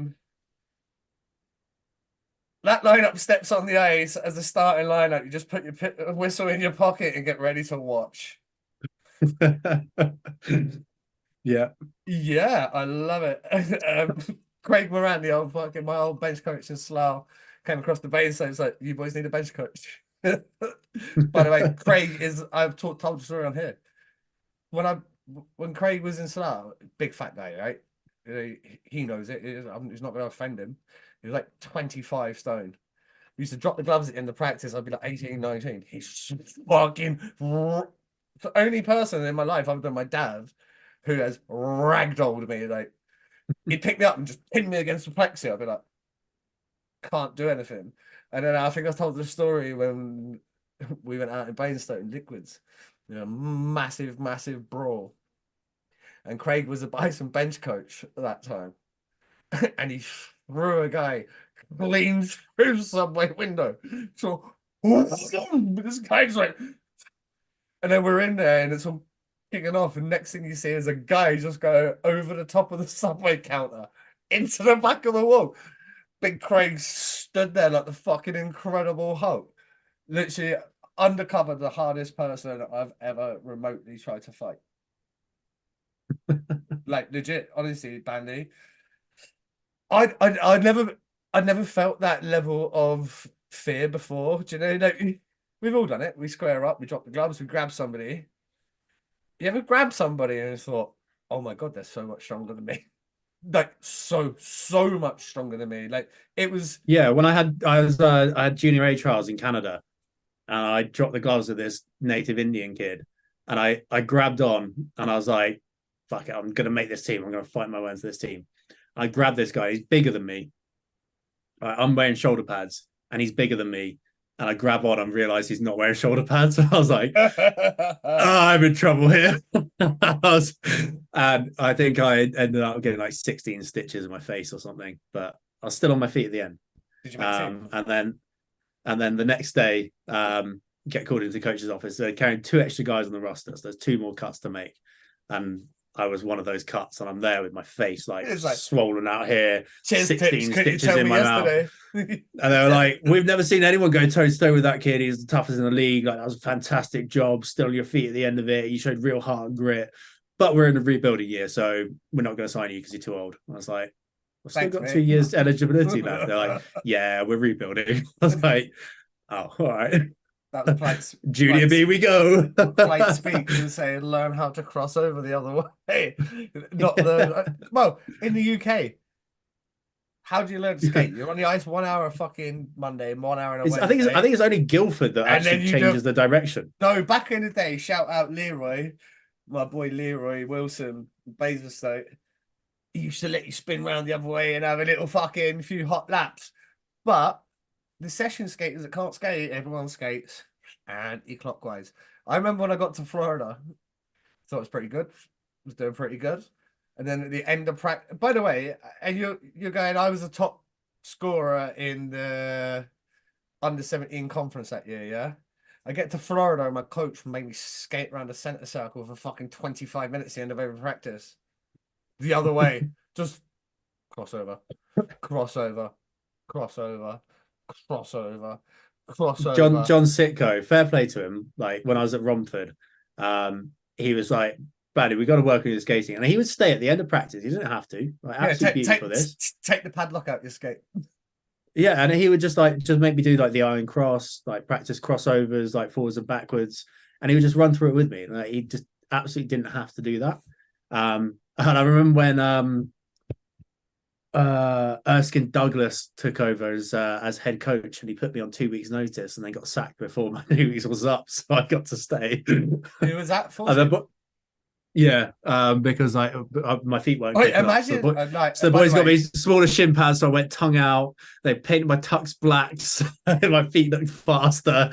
Like the boys were fully on my side. They were like, "Bandy, you're staying on this roster. Like you anything brought we can do." tequila the first weekend on the chopping board line. Like, you know, I think you That were wasn't even the in. first weekend. That was meet the players evening. Well, there you go. I think you were in after that moment. Like, if you bring in a chopping board Chopping board, and a knife, knife, if you bring a tequila, and chopping board and a limes. knife to the first game, to the first kind of meet the people, I think the boys are going to like you just a little bit. Let's Yeah, team guy. let's talk about some of our other trips, right? So obviously Belfast on the agenda. You're in France. I'm outside London. I jump into London, get on a plane, fly over there. We're in there, I think Friday night, Saturday night's the game, and then we're flying to Manchester. First thing Sunday morning, 6:30 flight out of an airport in Belfast. Hold on. This Prior to weekend, this, yeah, this weekend sounds fucking perfect, right? Bandy's yeah. flying in. I'm flying in. We're about 10 minutes away from each other on a flight. We're just getting a fucking taxi. Off we go. We have the Flight Friday times were night. going to be perfect. You were going to get there, grab a Yeah, beer, I'd land, grab my shit. perfect. Yeah, hotel right by the arena. Get to Couldn't be better. Belfast. Get to Belfast. Al goes, bye. Get a text from Bandy. I'm in Switzerland. Yeah, Okay. still sat on the plane. I'm like, okay. He's like, I'm on the plane though. I'm like, sweet. I'll get a couple of pints in. Still on the plane. I'm like, okay, this is like taking a fucking piss now. Yeah. I'll let you take over because obviously you're there, but yeah. So 3.5 hours later, bear in mind, like I've had a few soda pops like before getting on the plane, and then I'm sat on a plane without any soda pops because they can't serve you alcohol until you're in the air. So yeah. So 3.5 hours later, we then get told we're getting off the plane. And I'm like, and by this time, like I've been looking like flights today. Like, what is there another flight that I can jump onto? But we're kept boarded on this plane. And it turns out like the air bridge that you walk down to get onto the plane when you fly British Airways, because I'm a posh twat, so you don't have to get a bus. But the air bridge that you walk down, the control of that air bridge, instead of putting it in reverse to move it away from the plane, got pushed it into forward and put a hole in the side of the plane. So, so they weren't going to fly a plane with a hole in the side of it. So we got kicked off the plane, and then I was put up in a hotel overnight, and whilst he was just on his own on his toilet in Belfast, having a grand old time. And then I got I think it was a 7 a.m. flight into Belfast. You did, you were early. Oh yeah, I just remembered. It's fucking Scuba Steve. He picked he took me to the airport. he picked pick us you up. Yeah, Yeah, to pick you up. And legend. for those that don't remember Steve was our very, very first producer here on 4,000 Counting. Egg boxes. Egg boxes, man. That's literally anytime if anyone asks me anything about him, I go straight to egg boxes. I got nothing else. Just actually I've got loads else. He told guys, the echo. You gotta get rid of the echo. Put some egg boxes on your walls. We're like, no. It was some of the stories he used to come on and tell us about his missus and just about life. Honestly, I haven't thought about that in I reckon I haven't thought about that in 2 years. And actually thinking about it now, it just makes my insides happy. Like, I can't tell him on here because he was a good guy. But do you remember? Let's throw it back. We went to the Challenge Cup. We get on the ice. That is the weekend that we interviewed Steve. And we interviewed Steve on loudspeaker whilst in a taxi. No, we weren't in a taxi. We were. Coca was driving us. Oh, we were in Coca's car. And we got him on a loudspeaker. Sign an NDA. Yeah. All right. Fuck it. You're in. Yeah. Pretty much. You sign an NDA, you're good to go. And then obviously we had Claire after that. Shout out Claire. Yeah. Claire Baldwin did a great job. We've got Graham now. Graham's done a great job, and we've been lucky. When we started this podcast, it was a fucking Women of Prayer. We listened to Chicklets a bit, and we thought it'd be fun. But we got to do some cool stuff. Ultimately, like the Zoom stuff was amazing. I completely forgot. We went to Royal Miles. Obviously, that's one of the ones we've been doing a lot for charity the whole time ever since then. Ever since me and you went down there that day, but I forgot. Like we went to Royal Miles and we actually Like went mini to six with hospital. Zooms. That was Yeah, sick. like things like that, like make this podcast all worth it. And getting to do charity, we did Calm, we did Mind. You know, we've done a few things that were big and like close to, as you said, like hockey's helped your mental health. We've known over the years that people have reached out to the podcast how much like some of these episodes help their mental health, and that's what it's all about. Like the reason that we got into this was obviously it's going to be fun, but we want to kind of help people along the way. Do you miss it? Yes and no. Oh, it's a Like I ball did. ache. Yeah, it's a ball ache. Yeah, Like it's a ball I've ache. got I've got so much stuff going on at the moment. Like I've got hockey, gym, ski touring, and then also I set up have a job that I get paid for. But then I also co-founded a tech startup in the crypto Web3 space about a year ago. Did you recognize that face? That was the same face that you used to try and tell me about this stuff. Fucking But yeah, co-founded that about a year ago. So I'm working 60 hours a week plus driving 15 hours a week. Practice. Not in like that's just driving time to practice. I use the time wisely. I listen to audiobooks, podcasts, like mostly around like personal development and stuff. Which kind of justifies the driving time in my head. And I've got like the Google car thing, Google Auto, whatever it is. Yeah. So if someone messages me, I can reply. Yeah, it's and easy, kind of easy enough to reply. yeah. But yeah, like I haven't got time for anything. Which also made like taking time off the booze and like really cutting back on it a lot easier because fuck driving 5 hours round trip to practice with a hangover. Sounds like me Yeah. going to Peterborough. Yeah. It's just not gonna happen. To be fair, when I went to Peterborough, I was quite good because that was just when I like started my PT thing and I was like shredded fucking motivated and yeah. not in my late 30s. I had a few kind of big things happening in my personal life as well that like I really needed a clear head for. Yeah. And like staying fit, staying active, staying healthy, staying That's sober. the number one, like, baby. That's the number one.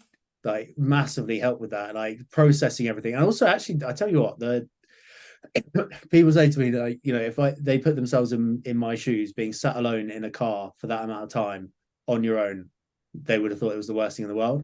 I tell you what, for me, it was better than therapy. Like just sitting there, the only processing thoughts, and the cost of me driving to Chonburi and back 3-4 times a week is less than what I was paying. It's cheaper than therapy and it's 10 times better. Like, and I had people be like, "Oh, what about concussions? Like, you've got a history of them." Like, I've had 9 hospitalized concussions, and like, I don't care. Like, this is my therapy right now. Like, it's a risk I'm willing to take, and it's been the best. And I'm not saying like ignore concussions. Me and you sold the fucking we sold the CTE fucking river about 15 years ago. Yeah, like my brain's toast anyway. Yeah, we sailed that river. I'm going to donate it to research. Hey, mate. By the way, it's not in my will, but I have it now as on live. Yeah, 1000%. Like straight up, yeah. Donate my. If I die before Dr. Victoria Silverwood, make sure she's there. Yeah. Straight up. And I'm not religious in any way, shape, or form. Like, take any of my organs you want. If you want, especially the big one. Yeah, if you want to see what an absolute degenerate's kidneys look like after they die, like feel free, chop mine up. I don't care. Like, if you want to have a look inside my brain, like it's all yours. Like, I will donate everything to science, and I'm going to. It's written in my will, because like I've had a lot of head trauma, and it could be used for research purposes. But in terms of like the right here, right now in my life, like that's a risk I'm willing to take. Plus, also like, no one hits in France. It's basically non-contact. Yeah, I guess from what you're used to, it's probably like a nice kind of pace to get back into the game. Even New Zealand, but the speed is there. It's fairly physical, right? Yeah, well, I got a concussion in New Zealand reaching for a puck. A guy just smoked me in the head. But New Zealand was He physical, also got fast and physical. Also, my favorite clip from 4,000 Counting ever was from that year, Oh, fuck and off. I believe Liam Stewart sent it in, and Bandy got fucking annihilated by a sniper from the 20th row, skating, Yeah. skating back over my own blue line. backwards. And if you could toe pick but back pick at the same time, Bandy did it in spectacular fashion. I think that had to be on video as well. Oh, it was well on video. It was well on video. You'll have to roll it back and have a look through the Facebook videos. You'll find it on there. Like, it was hilarious. I think it was Stewie that sent me that. Yeah. Your teammate just been like, meh. Absolutely sewered by So Stewart, I think he might be back, or he's coming back. Liam Stewart's coming back to the UK. What do you make of that? He's back already, isn't he? Lightning? It was announced anyway. It was definitely announced. What do we make of Stewie coming back? Had a baby, obviously. Maybe that changes things a little bit, but he's still going to be a stud at that level, isn't he? I'm pretty sure he's played some games. I'm trying to find it now. Let's have a go on Elite Prospects and NIHS. Shows we keep up to date, right? Mate, honestly, I've been doing so much these travel trips and stuff like that the UK side of the game, don't get me wrong, I'm still watching and still doing my bits and checking in where I can, but just so busy. And then obviously Brody as well. So Liam Stewart, it looks like he's definitely on the roster. Is he playing games already? Let's have a look. Yeah, 10 games, 10 games, points. 14 points. So as I said, Liam Stewart's going to come back and just do what Liam Stewart does. How cool was it getting to play with him? It was pretty sick, not gonna lie. I mean, that whole team, like, we had a stacked roster. We dropped 1 point the entire season, and still that's my like hoodie, by the way. Still my favorite hoodie, my Stampede. Oh, that's so good, so good. Yeah, we dropped 1 point. We went to overtime and won in overtime in one game. We'd literally dropped a single point the entire season. Like, we were stacked. It was great to watch it from a front row seat on the bench. got the better view in the house. Did you I should rephrase. I think I probably got the most individual press time of any player on that roster, and I've got the least ice time. So because I set up a dog walking business, basically the New Zealand version of like Vice Media picked up on this story and ran a piece about me as being a professional hockey player, which got me a load of shit from the boys. And I was like, I'm not a professional. I never said that. Like, but I set up this dog walking business, and the media picked up on it, so I got a load of airtime for that. And then prior to the finals, the press came down, and I mean, me just being me, like cracking jokes and stuff like that, and I ended up being like the most featured player on the camera. You did have a fucking sick beard as well. Yeah, and what was it? She was like, "Oh." The presenter lady said, "Would you like a massage?" And I was like, "Yeah, always." Like, on yeah. TV. Yep. Yes, please. Would you then? Here's a question for you. I don't know if I've asked it before. Would you suggest that obviously Sully did it, and maybe Gossy when you were there? Yeah, Sully and Goss played on the same team. They came and stayed with me actually when they played Queenstown. I was gonna say, would you suggest the Brits? Hey, Bandy, I got someone for you to meet. I'll get back to that question. Meet your Uncle Bandy. Hello, mate. Look at the size of that chunk. Hello, mate. Bandy. Say hi. You gonna wave? Probably has zero recollection of me. If he wouldn't recognise me anyway without the beard. Well, not without your beard. Yeah. You gonna say hi to Bandy? Oh my god. Oh, there's Sky. Sky heard your name. She knows what's up. Yeah. Hey, so Sky. would you suggest to Brits then to? I know it's limited imports, but would you suggest them to go out and maybe play in New Zealand, play in Australia? I was speaking to have a summer out there and do it for. I'm pretty sure I was speaking to Deacon Fielder, either that or Cess's dad. Yeah. But they were asking me some questions about it, and like the thing is the imports, right? So I'm not an import in Australia or New Zealand because I've got an Australian passport. 18 passports. Yeah. So that's pretty much the only reason I was on that roster. And I played against the old coach before I joined. Yeah, in Australia, right? Yeah, in Australia. And he's the one that he was then in Queenstown. He signed me, and then a new coach came in, etc. But that's a whole different kettle of fish. But I would highly recommend the experience. Like, it's just great. You get a summer of like training with intent and purpose, which is, I covered before. You're not just going through the motions, turning up and skating. It's with intent and purpose. You come back, you're in pretty much game shape. You're game ready, and those boys compete. Like, they go hard. Well, But it's you don't. their league. It's their league. Yeah, They but want to win it.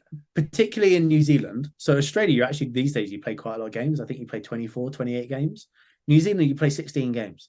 So is like a 17-week season. You get a weekend off. Like, oh, sorry, no, it's an 8-week season or 9-week, and you get a weekend off. So you play back to back every weekend. You play like either Friday, Saturday, or Saturday, Sunday. Yeah. But all of your travel's paid for.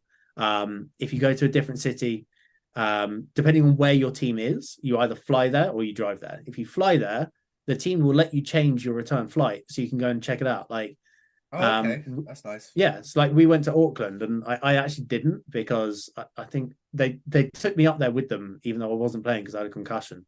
So I got a weekend in Auckland anyway. Home. Yeah. Well, no, I was still on the roster. I still went back and played. But they brought me along, I guess, just to like glue guy, like have me around the boys. But it meant like, while they're doing play schnapps. Yeah, exactly. But like while they were doing like all the off ice stuff, like I got to go and see a couple of buddies in Auckland, so I felt like I got that experience. But had I been playing and not been able to do that, I could have changed my flight back and stayed a couple of extra days. And like that's all included. Like the team, well, in my experience anyway, when I was in Australia, we did it all the time. Pretty much every away trip. Gold Coast, we stayed an extra 3 days. Perth, we stayed an extra 3 days. Adelaide, an extra 2 days. Like every away trip. To see the entire country. Yeah, and it's all paid for. Like in Australia, it was sick. We lived in the ice rink. It was like fucking Laval Chief style. Yeah, nowhere near as tough.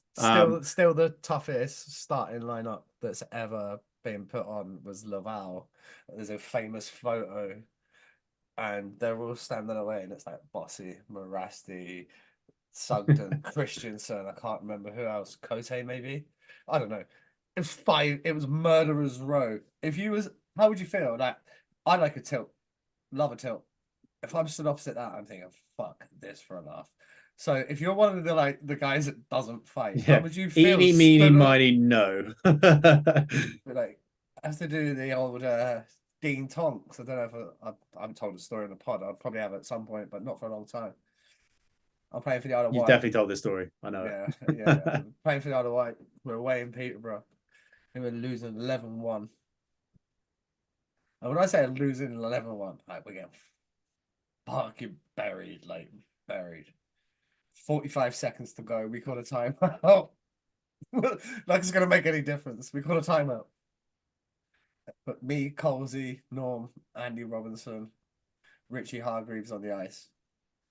So we've got 5 forwards on the ice for an offensive zone face-off. Fucking down by 10 with 45 seconds to go.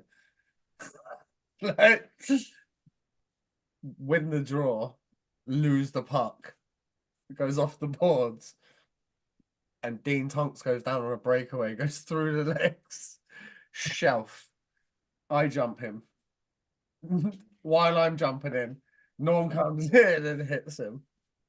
Richie's just stood there, gloves off, waiting. Like, it's a joke. The fact that kid did that with those 5 guys on the ice, I don't know what he was thinking.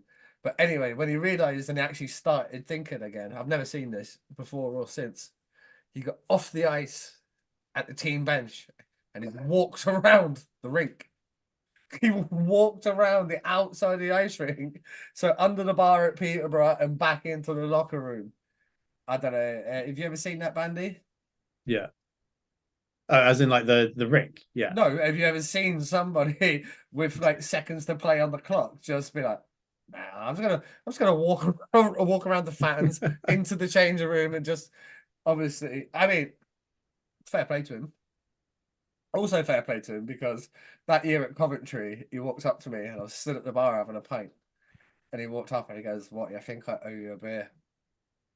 And I was like, "Why?" And he went, "You know why?" I was like, "Yeah, I know why, you don't fucking cunt. Why did you do that?" but nowadays it's so different. Like, don't get me wrong, we would have still appreciated the shit out of a Michigan or something like that back in the day. but you would have got filled in. Yeah.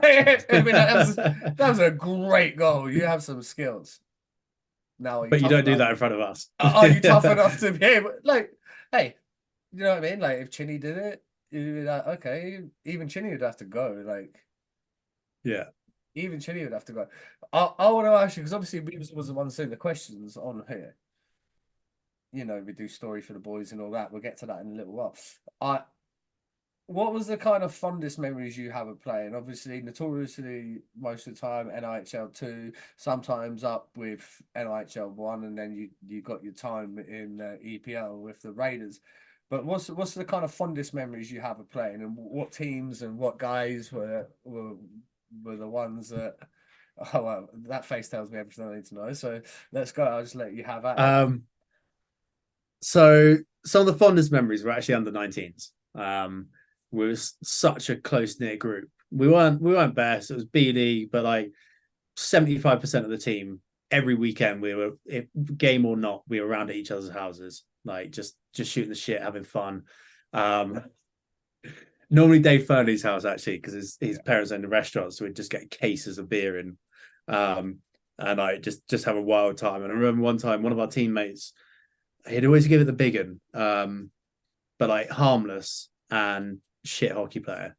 And he used to like say, oh yeah, oh my friends in sixth form, yeah, we drink all the time. So we'd just get him as drunk as possible. And one night he passed out. And previously we'd stuck like waxing strips on his head and pulled them off. And he'd be like, oh, you waxed my head. On this occasion, we got the waxing strips and we put them on his eyebrows, but we didn't rip them off. You know why? Left them on. Because technically we didn't wax his eyebrows. He waxed his own when he took them off. So that was great fun. Did I ever tell you about when we hold on, I'm reminiscing here. We VT'd when I played in Florida. So me and Tommy Half. Bearing in mind, everyone in the UK, sorry Barry, I love you, my brother, but you're about to go under the fucking bus here. Barry McKenzie was my line mate in Florida, and our like billet house is the second house we lived at. I moved in with Virginia. Yeah, she's just the best billet parent you could ever imagine. She used to let us have like a little toke up and a little drink, and she didn't really care. She was kind of like happy-go-lucky kind of hippie mum. Anyway, we bring Barry over to the house. Barry gets fucking buckled. Oh, we just lost Bandy there. Anyway, Barry gets absolutely waffled, right? And he knocks the next door neighbor's mailbox off the end of the driveway. So we get him in, we put him to bed. And me and Tommy proceed to veet his head. It looked in the morning, right? But we didn't veet his whole head, we just veeted bits. So in the morning, he got up and he's like, and he looked like he had alopecia, right? This fucking lumps of hair. It goes without saying that Coach John was not happy. Less than happy. Go on, tell me some more stories. I've lost my vape. So yeah, other fond memories of playing the Greyhounds when I first kind of stepped up and started playing senior hockey, get my first senior start, jumping onto the ice with my skate guards on. That was good debut as a 15-year-old prior to the stupid you have to be 16 rule. That was obviously a fun memory. Getting into my first scrap, that was good fun. And then excuse me, do you remember who it was with? Yes, I do. Invicta. Do you want to know how old I am? I remember my first one. My first one in the Elite League was my first professional fight was Mark Morrison. Did really well. Paxton bought me a beer after, and I was like fanboying it up. I was, oh my god. Still only like 17. Wasn't even supposed to get into the bar in Belfast, but Paxton was like the mayor. And the guy was like, do you have any ID? And Paxton just came in and was like, he doesn't need ID. I was like, That was fucking dope. That was dope as shit. Like, obviously, we're Basingstoke, like, we're a small club. We're going to Belfast. It was cool. Second fight, and this is how old I am. It was a line brawl, and I jumped the bench. 17, because none of my teammates, fucking pussies, would do shit. It was when Hurley, and the video's out there. So Hurley buckled Jason Bowen, and he buckled him twice in the space of about 4 minutes. I've never seen anything like it from now or way back. So I was battling with Bowen in the corner. It was a game that I was getting loads of ice time in. Mo was playing me loads, Belfast away, and I was just hitting everything that moved. Like 17, didn't give a shit. Like, I was like, if he's going to put me in the ice, he's going to run, guys. I'd already had the fight with Morrison the last time I was in Belfast, so a bit of confidence. And you know me, I'm a gobshite. So I'm battling with Bowen. He's 6'6". I fuck you, guy. Like, fuck you. Boom, boom, boom. And he cross checks me in the front of the net. Hurls grabs him. And they drop their gloves and they square up and they go to the blue line. And Hurls hits him with 1, 2. And Bowen's knee goes underneath him. He goes down. Anyway, next shift. Obviously, those two boys are in the box. Next shift, Paxton's raging. He grabs Joe Cicerello in a scrum in front of Curtis Cruikshank. Joe Cicerello's fucking 9.5 stone soaking wet. Yeah. Paxton's on top of him. Including his do-rag. Do-rag kit, fucking everything, sticks, skates. Paxton's on top of him. Everyone's then on top. Next shift then, it's like the last shift of the period. Something happens and there's a coming together. And it's down at the Basingstoke end, and you hear, you look up, Hurls and Bowen have come out of the box at the end of the period. They've dropped their buckets. They're stood at centre ice. They're like proper, like, old school. They're here. Bowen throws one. He misses. Hurls comes in and he hits him with an overhand right, and Jason Bowen's knee ligaments snap. His fucking knees go like this. Gross. Hurls is on top of him, throws another one. Out of that, Jason Ruff has come from nowhere. Jason Ruff is on top of Hurls. He's hitting Hurls now. I look, there's like Lee Jameson jumps the bench for Belfast. Someone else jumps about for Belfast. It's like 7-on-5. I haven't played a shift in like 9 minutes now. It's the end of the period. And I'm looking around, I'm like, surely someone's going to jump the bench. Someone's going to jump the bench. But fuck it, I'm going to jump the bench. And this is how old I am. I'm going to get back to it. I thought Rob Stewart. Max Stewart is now running around, running riot for GB20s in the National League. I thought his fucking dad. I was the same age. I was younger than Mac is now. His dad hit me so hard, deja vu. I won the fight, but like it was the first time I'd ever experienced. He hit me, and I was like, swear I've been hit like that before, and I could just like picture the whole thing in my head. And then he hit me again. I was like, oh shit, I'm in a fight here. I better start like throwing some hands. But that was my first 2 professional fights, and I remember them like clear as day. I did have the video somewhere of the Mark Morrison one. That was good crack. He was just some like kid off some Belfast council estate. Just nails. Fought everybody. It wasn't that big, wasn't that tough, but didn't give a shit. What was game was Grant McPherson. It was an elite league Grant McPherson. So yeah, going back to favorite moments, I think being named captain of Harringay Racers, obviously grew up watching the London races. That was pretty special. And then like everything that we did with the Huskies, like Lee Mercer did fantastic things. All of the supporting cast with the Huskies as well, and also like just what he's done with that team. Like fantastic. They've got plexiglass now. Couldn't have plexiglass for fucking 25 years, could they? No. I hear Plexi's making its way to Oxford as well. No way. But yeah, it makes a massive difference. You do lose a bit of a home advantage. But just in terms of player safety and not breaking your ribs on the boards, it's the dream. Well, let's go back to like juniors though. Let's go back to juniors. You talk about breaking your ribs. I always found the worst thing about playing on netting. You got the iTech on, it's clipped in. Someone hits you against the board, and you're fucking your head stuck against. Your legs going, your head's just there. You're like full tilt out the corner, and your head's stuck to the net. Well, I wouldn't know like what full tilt out of the corner. Stephen Hawking in it up, right? you're in there like a fish What, out of water. Epstein Island style. Oh, by the way, right? I know we don't normally talk politics. We don't normally do anything like this on this channel. This is not really politics. This is just hilarious. The memes about Stephen Hawking on fucking Epstein Island might be the internet. It's the reason the internet was made. Look at the one from Phoenix Nights and Peter Kay going up the stairs. Oh mate, there's so many. Like there's so many good ones. That whole Oh, the things I'm gonna do when you get to the bedroom. Oh, by the way, that fucking chair movement, perfect timing. Oh mate, that was perfect time. But yeah, like it is crazy. We live in a world, right?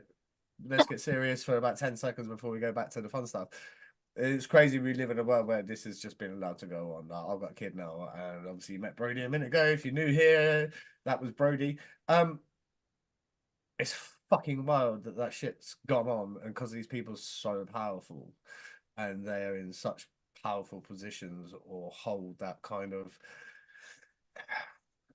what's the right word? They hold that voodoo over the people. They're so blinded by their talent, whether it be MJ, whether it be whoever. You're so blinded by their talent that you miss what's right in front of you.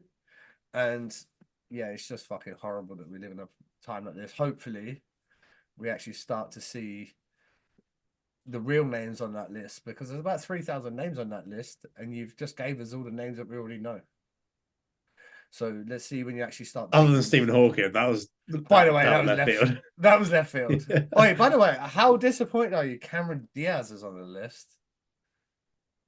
I think that's all like part of the something about Mary Cameron Diaz might be one of the hottest women on the fucking planet. Well, I think part of that is like the allure and sort of mystique around it. Like Epstein would have invited all of these people, like, you know, maybe we would have went. Like we would have went.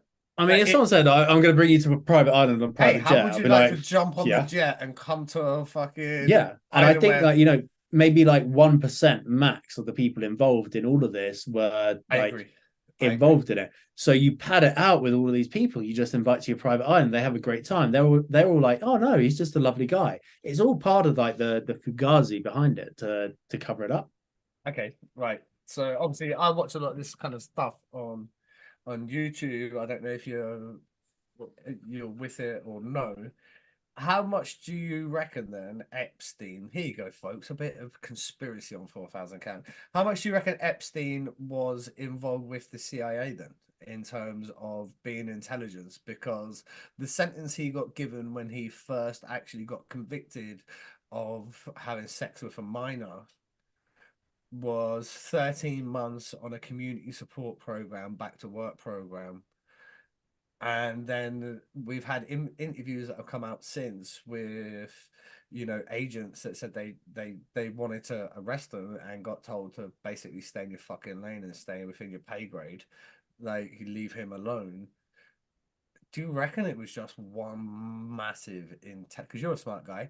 Do you reckon it was one massive intelligence kind of like he can get the guys to the island? Well, Clinton's on the list. Both Clintons are on the list. Obama's on the list. I think we're getting way too deep here. But yeah, but you're a smart guy, and I'm intrigued. Let's stay in our pay grades. No, but you're a smart guy. I'm intrigued to know your thoughts, because I've seen. I mean, I wouldn't be surprised. Like the particularly in the US, it's very like if you cooperate and give the FBI, CIA information and what they want. Like I was watching a documentary. It's about Bitcoin, shock, on Netflix, about these guys that scammed, and this guy got like a 6-month suspended sentence or something, even though he scammed people out of like 5.6 million. But because he cooperated, all of his co-founders got like 10 years. So if you cooperate and give them information, then they're and he says it in his own words. He's literally saying to camera, if you cooperate and give them information, they are so lenient. So it very well could be that. I don't know enough about the situation. Bandy caveat. I don't know enough about the situation to really comment. It's just something I've found myself there, or like watching these kind of channels. There's a lot of really good people that put really good content out, you know, really well researched. and I watch it, and I'm just thinking, like, as a dad, how the fuck are they getting away with that? Because when these channels do the research that they do and they put out the information, it's almost like right in front of you. But then we've seen it. Let's fast forward, because I don't want to get into Rolf Harris and fucking everybody else. I want to ask you two final questions. What would be a good final position for the boys between now and the end of the year? And then finally, I want a story for the boys, which I haven't done in a long time, but I'm going to bring it back because Bandy's back, so I can't not have a story for the boys. What do you mean final position? As in, like, Well, obviously, like, you're a basement kind of dwelling team. You got some teams up top of the league. We're in fucking KHL, guys. All right, so boys on the team. Yeah, it's kind of I really think, hard to get a judge on where you guys. What? yeah, I think What for would us, make you happy between now and making April? playoffs. Making So, playoffs. what do you have to do in order to make those playoffs? Currently, win 2 games. Okay, but so we got to win 2 out of 6. 2 out of 6. And then we're almost guaranteed playoffs. Then if we win 3 out of 6, we're 100% in. Definitely that. And then having made playoffs, I'd like us to, like, actually progress to the second round. Have a run at it, yeah. Yeah, like, and look, if we can hold the league leaders to 3-2 after, like, being 2-0 down and then changing system and playing that system, like, I don't see why we can't. Like, we've got the talent, we've got the skill, we've got the players. Bear in mind, we've got a 40-year-old, a 36-year-old, a couple of 34-year-olds, myself included, and a couple of 30-year-olds. Our average age is like 22 or 23 or something. 107. It's like Steve Murray and Joe Cicerello, Basingstoke Bison era. Yeah. So yeah, we've I think we can have a run at it. It'd be nice to see, but also at the same time, we only play 16 games. So if we screw up a few so of them, how do the playoffs actually work then? Is it? I don't know. All I know is I was going to say, is it home and away aggregate? Is it best of 3? Is it So I think, and this is a big I think. So it's divided into four regions because France is massive. I think once you go to playoffs, you play teams from different regions. Oh, okay. And then it's like Nottingham Lions playing against fucking Haringey, and and it's Scimitars playing against Solent, whatever. Yeah, and it's a home and away aggregate. Funny enough, I think one of the guys that plays for Viry, which is near Paris, Aronditim, I'll never forget that name, because when Team Algeria were first starting out, they were playing some exhibition games in Haringey, and I was under 19 at the time. And I guessed it. They didn't have, some of the players hadn't arrived yet. I guessed it for Team Algeria, and he was on the team. And I think, did they give you a passport?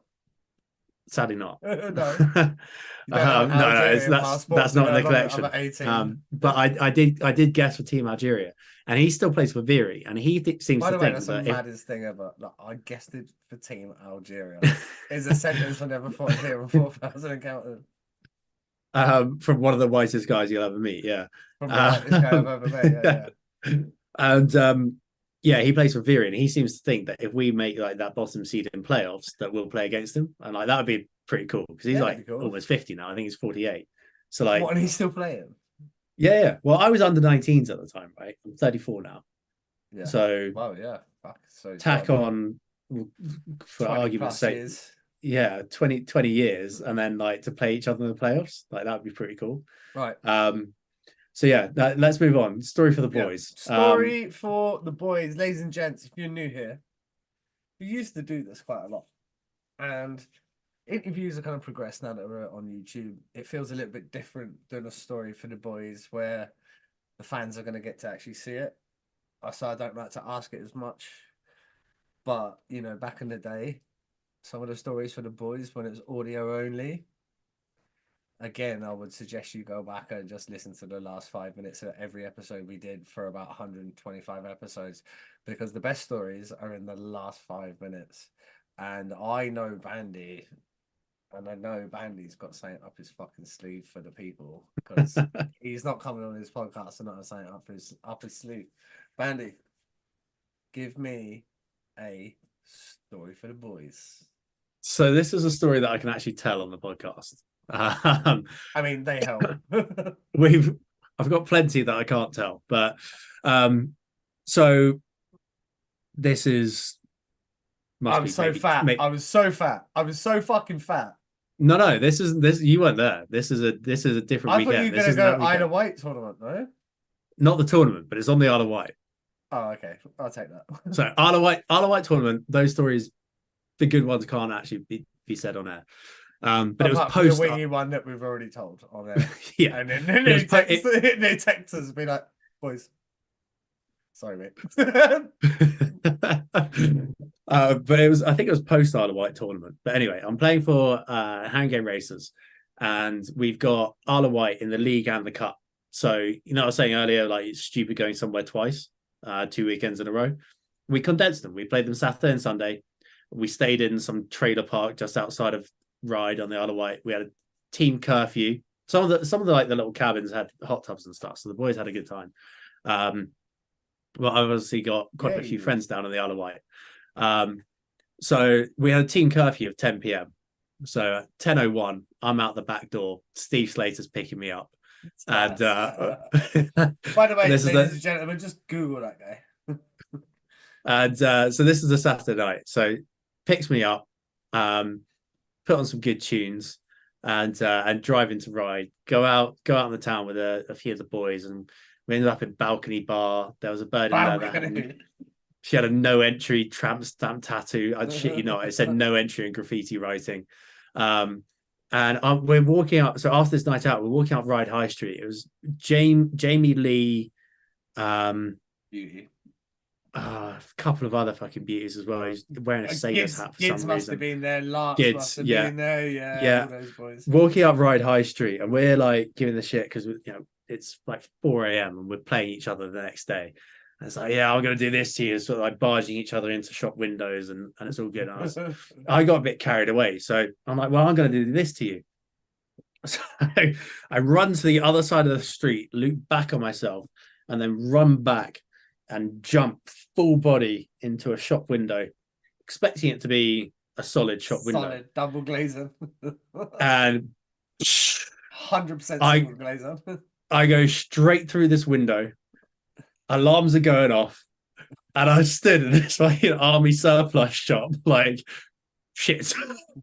So me and Jamie Lee fucking peg it. We go back to his. I ended up sleeping on his camp bed. He dropped me off at 6 a.m. It's like 2 hours. Shit. No, I had one tiny little scratch on my back and a cut on my leg, and that was it from this glass. And then go back to the trailer park. I reckon you're running out of lives, by the way. If probably. You had no cuts there and you didn't die in an avalanche, like you must be on like 6. I think I'm on. If you maybe bring the conkeys into, you bring in the conkeys. 1 or 2 left, 4, 3, like. But so cut them fine there, mate. So get reprimanded by the coaches, but then I had a blinder of a game on the Sunday, so they soon forgot about that. But there's like rumors the boys are like the Isle of Wight boys are giving me shit on the eyes, being like, "Oh God, went shopping last night, did you?" And I'm like, oh, "Shut up, it didn't happen." Like proper beer fear. And at the time, like I am anxiety. And at the time I'm getting like 25 quid a week playing hockey. So players do get paid in the NIHL too. And I was working like in a part-time in a bicycle shop, cycle surgery in like in Chelsea or something. What was the bike medic? I remember it. The bike that was fucking years ago. Yeah, it was a mobile bicycle. That was you though, wasn't it? The bike medic? Yeah, that was me. So I'm at work and I get a phone call from withheld number. And I don't normally answer them, but I answer it. It's like, this is the Isle of Wight police. We understand that you're involved in an incident, blah, blah, blah. And my heart just sinks. I'm like, I can't afford to pay for this. And then I hear laughing, and it's my teammate, Matt France, just absolutely hook, line, and sinker. He's got me. He just starts laughing. I was like, oh, you bastard. Like, I was shitting myself thinking I was going to have to like go to court or something and pay all these fines or whatever it was. And he got me hook, line, and sinker. But the next week, I get another phone call. Hello, this is Berkshire Police. And I was like, yeah, good one. Fuck off. Hang up the phone, get a call back. Is actually the police this time. You're on mute. But it is actually the police this time. I just told them to go fuck themselves. Why were the And police calling you? And I don't imagine they'd be very happy when you told them to go fuck themselves. so they were calling me because someone who may or may not have been on our charity team, allegedly, who worked for Isle of Wight Police, dobbed me in. And they had the CCTV footage wait. Yes, I'm with you. I'm with you. They had the CCTV footage of me flying through this shop window, and I was like, "Yeah, can I get a copy of this footage?" They wouldn't let me have a copy. Wait, that would have been like that would have been all over YouTube. That would have been like a fucking greatest hit. Oh, these days it would have been all over YouTube. It's funny But you the say copper, about the being- copper, to be fair, hold on. The copper, to be fair, when I explained, I was like, as soon as I realized, it's legit, and I was like, like prove it, send me an email, and it was like from Berkshire Police. I was like, and then I explained to the guy, I was like, look, my teammates pranked me last week. They got me hook, line, and sinker. I'm really sorry. Like withheld number, all of this. He was actually really sound. He then negotiated with the shop owner that because like to replace the glass, right? Even though it was single pane, like bullshit, like I shouldn't have flown through it in the first place. 600, but it had to be replaced with safety glass. And I'm like, why should I pay for safety glass? Like, because you can't put normal glass back in, it's illegal. So that nobody else can go through it like you did basically. Yeah. But negotiated with the shop owner that I could pay him 200 quid for 3 months. So Copper did me a sounds like there. bandy wheeling and dealing. That's like the most bandy thing I've ever heard. Yeah, you've been fined, got it. But Bandy's sorted an agreement out where he can pay it over 3 months. The most bandy thing I've ever fucking heard in my life. So yeah, had to pay for this shop window, avoided court, avoided any fines. And that's my story for the boys is if you're on the Isle of Wight and on Ryde High Street, not all of the shop windows are safety glass. Okay. I was going to let Bandy finish up the story for the boys, but since we're talking about going to court on the Isle of Wight, I'm not actually sure if I've ever told this story on the podcast before, but we're going to. I don't think I've heard this. Yeah, we're about to find out. We're about to find out. So it is Les Millie year on the Isle of Wight, so it's my second season. Colsey brings me in the first year. I left Zora. I left Sal. Wouldn't fight for Zoran in Chelmsford. Was a sax me, even though I'd already signed for Colsey. Brilliant stroke of luck for me. 2 weeks extra fucking money. Head to the island. Go to the island. Brilliant year. Next year they bring Laser Les Millie. Chad Reekie comes down from Scotland. We got Gareth Endicott. We got Sherma. We got the boys from Swindon. It's a fucking good time. And then we've got these 3 fucking Slovaks. We got Slavomir Sovak, or whatever the fuck his name was, goalie, right? Like the most anti-team guy, one of the biggest pricks I've ever played with in my life. You got Robert Frank, which was an absolute beauty of a guy, and then we had Matt. Oh, I can't remember his name. Another important. It was my line mate. And another good guy, right? We sucked. We're bad. We had like Isle of Wight juniors playing for us. But off the ice, again, Banny talks about it. Off the ice, you have a good time. You have these good people around you, and no matter what, it's a fucking team thing. So we go out after a game one night, and we're in Ryde, and I walk down the road, and I see like these 3 lads fighting 3 lads. I don't think anything of it. I'm just trying to walk up. They're outside the Chinese. As I get closer, I realise it's like 3 lads from the Isle of Wight, and they're hitting Sherms, and they're hitting Azza, and they're hitting somebody else. I don't remember the rest of this. I get told this on a phone call in the morning at the police station. Hit the first guy, he goes down. Hit the second guy, he goes down. And the third guy is like 6'5". Take my belt off. I hit the guy with a belt. We're fighting. We're rolling on top of a car, yeah? Anyway, don't remember any of this. Next thing, I wake up. And I wake up and I'm in a cell on my Isle of Wight. And I'm like, oh, fuck, I don't remember a thing. The copper goes to me. I want to show you something. It goes into the evidence bag. Goes in the evidence bag and he's got my belt. It's a leather belt. It's about this thick. And it snaps down to about 1 fucking thread. like a needle and thread, like one thread. I'm like, oh, that can't be good. That really can't be good. Anyway, so obviously panic sets in because you don't remember what's going on. I ring the boys. Copper goes, I can ease your panic. I'm going to show you a CCTV video. I'm like, yeah, that'll do it. That'll do it. Bearing in mind, I was doing all right though, because on the ice I was doing well. I was a point of game guy. I was wearing a fucking letter, and I was fighting, so the fans loved me. So I was all right. Going see this video, I'm like, shit. Gotta go guilty. Like, gotta go guilty. Like, the video is right there. You gotta go guilty. Go guilty anyway. Goes to court, and it's Isle of Wight County Court, stood in court. And mate, they should give me a fucking Oscar. I was like Brad Pitt in there. I was like, oh, poor me. Like, I feel so sorry for those people. I don't fucking give a shit about them. Anyway, they give me mate, it was close. They gave me a 12-month suspended sentence and some probation and some other shit. Yeah. I go, shit, I need to get out of here. I'm in like Newport, I think. It's the other side of the island. The lady who's doing the court report is an Isle of Wight fan. She's like, what? You want to lift home? I'm like, yeah. She goes to live back over to back over to the ferry port. Honestly, mate, I would never have expected the reaction. There's nothing on the Isle of Wight. You're like a fucking celebrity. I didn't have any clue. Front page of the fucking Isle of Wight County Press. It's me, like, there, my assistant captain's badge. Like, oh no!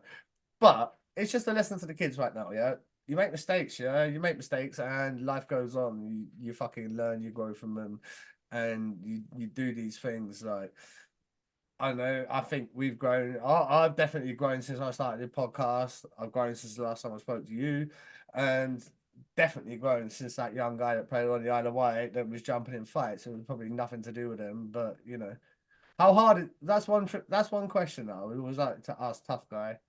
You played that role. How hard is it to switch that role off when you go out with your pals in the high street? It's very, very difficult.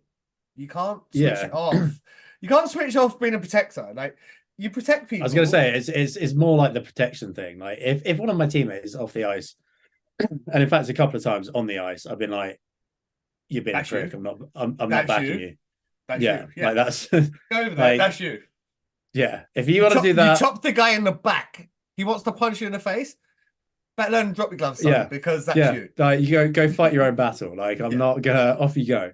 But yeah, I think but that's also something that possibly feeds into, you know, like why we do so much for charity as well. It's that mindset of, you know, you want to look out and help out like people that might not be in a position to be able to do it themselves. Yeah. And for me, like, if you know, if someone's being a knob in the street, like, even if they're one of my mates, unless like they're properly getting shooed in, like, if it's their fault and they started it, I'm like, on your own, mate.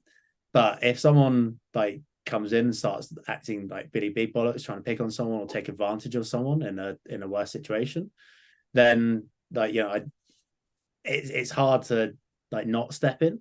But I think, do you think people understand that? Because I always felt like, don't get me wrong, I knew that night you can't knock two people out in the high street and hit another person with your belt. You can't do that. Like, you're not allowed to do that. And I was wrong. But if those lads hadn't tried to prey on two of the other lads on the team that have zero fighting fucking experience in their life, have no interest in fighting you big boys that quite clearly want to fight, do you know what I mean? Like, they were game as shit when they were beating the shit out of two lads that weren't interested in have any sort of scrap whatsoever. But as soon as the tables were turned, it was frowned upon. And that's even then. God knows what it'd be like now, because everything is so crazy. Yeah, it's a tough one. I mean, I've always found, I mean, don't get me wrong, like, I've been in a few scraps, not a huge amount, but I've always found, yeah, That helps. but like even off the ice and like certain scenarios, like what I alluded to earlier, nearly having a fight with the goalie in the fucking exhibition game. Oh yeah, go on. So well, basically he covered the park, and I saw the park, and then I'm a bit slow, so I went for it, and it was What was covered. you The doing whistle anywhere blew. near the opposition goalie when he was I'm a free for forward the these puck? days. What the fucking what? I'm a right winger. No, you're not. Yes, I am. What? How did Just you right. admit to like put that in the I'm back playing hockey, by the way, I'm a right Oh yeah, winger now. most forwards like at the end of their career they go defense. I've gone the other way. You've gone the other way. Yeah. So you've made it harder for yourself in your later years. Yeah, so I just run up and down the right wing, running people over. It's great.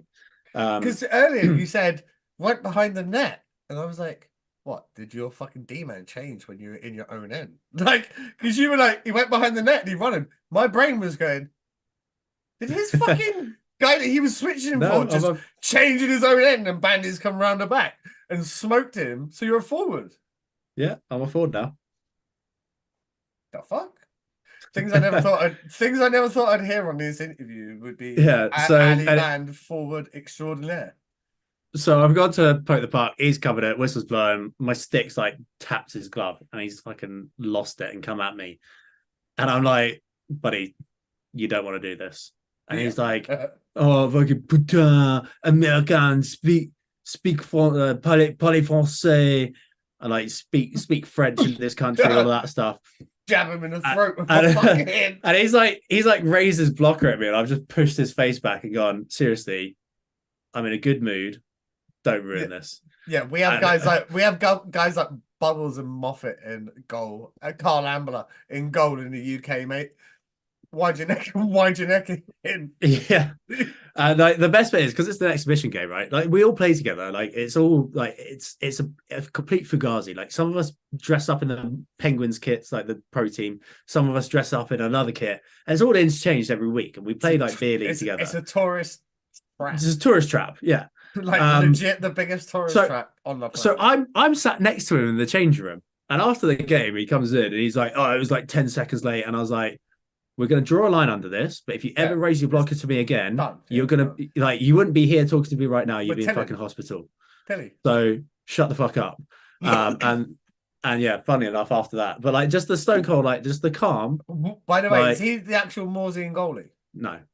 I was going to say, imagine he's a Morzine goalie. That coach is coming in to be like, Bandy, you're not allowed to dummy our goalie on a Wednesday night. Wednesday night exhibition. Like, we're here to get ski tourists that have been drinking Jaeger all day to fucking part with their cash. You can't beat the fucking wheels off our goalie. Like, that's not going to work. But like, just like he was really wound up, and I was just like, I could even on the ice. Any Percocets? Give me your Percocets. Like I could have just dummied him, but I was just like completely calm, and all the other boys on the ice. You're not tempted though, Bandy, right? Obviously, oh yeah, I was so tempted. No, but not then. Just that Wednesday night game. Like you actually live there, right? So it's not even like you're coming into town and it's fucking around. You live there. You're not tempted just to grab someone and fucking beat the brakes off them. That's house, and then just go downtown. Get like a couple of pints in town, and everybody's gone to the game. It's fucking busy.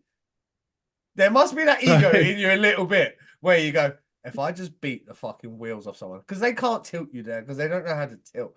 You grab someone, you start switch to hit lefts, and then you're in the bar in town. You're going to be like the first game I played, I was playing against Morzine. I was on the other team.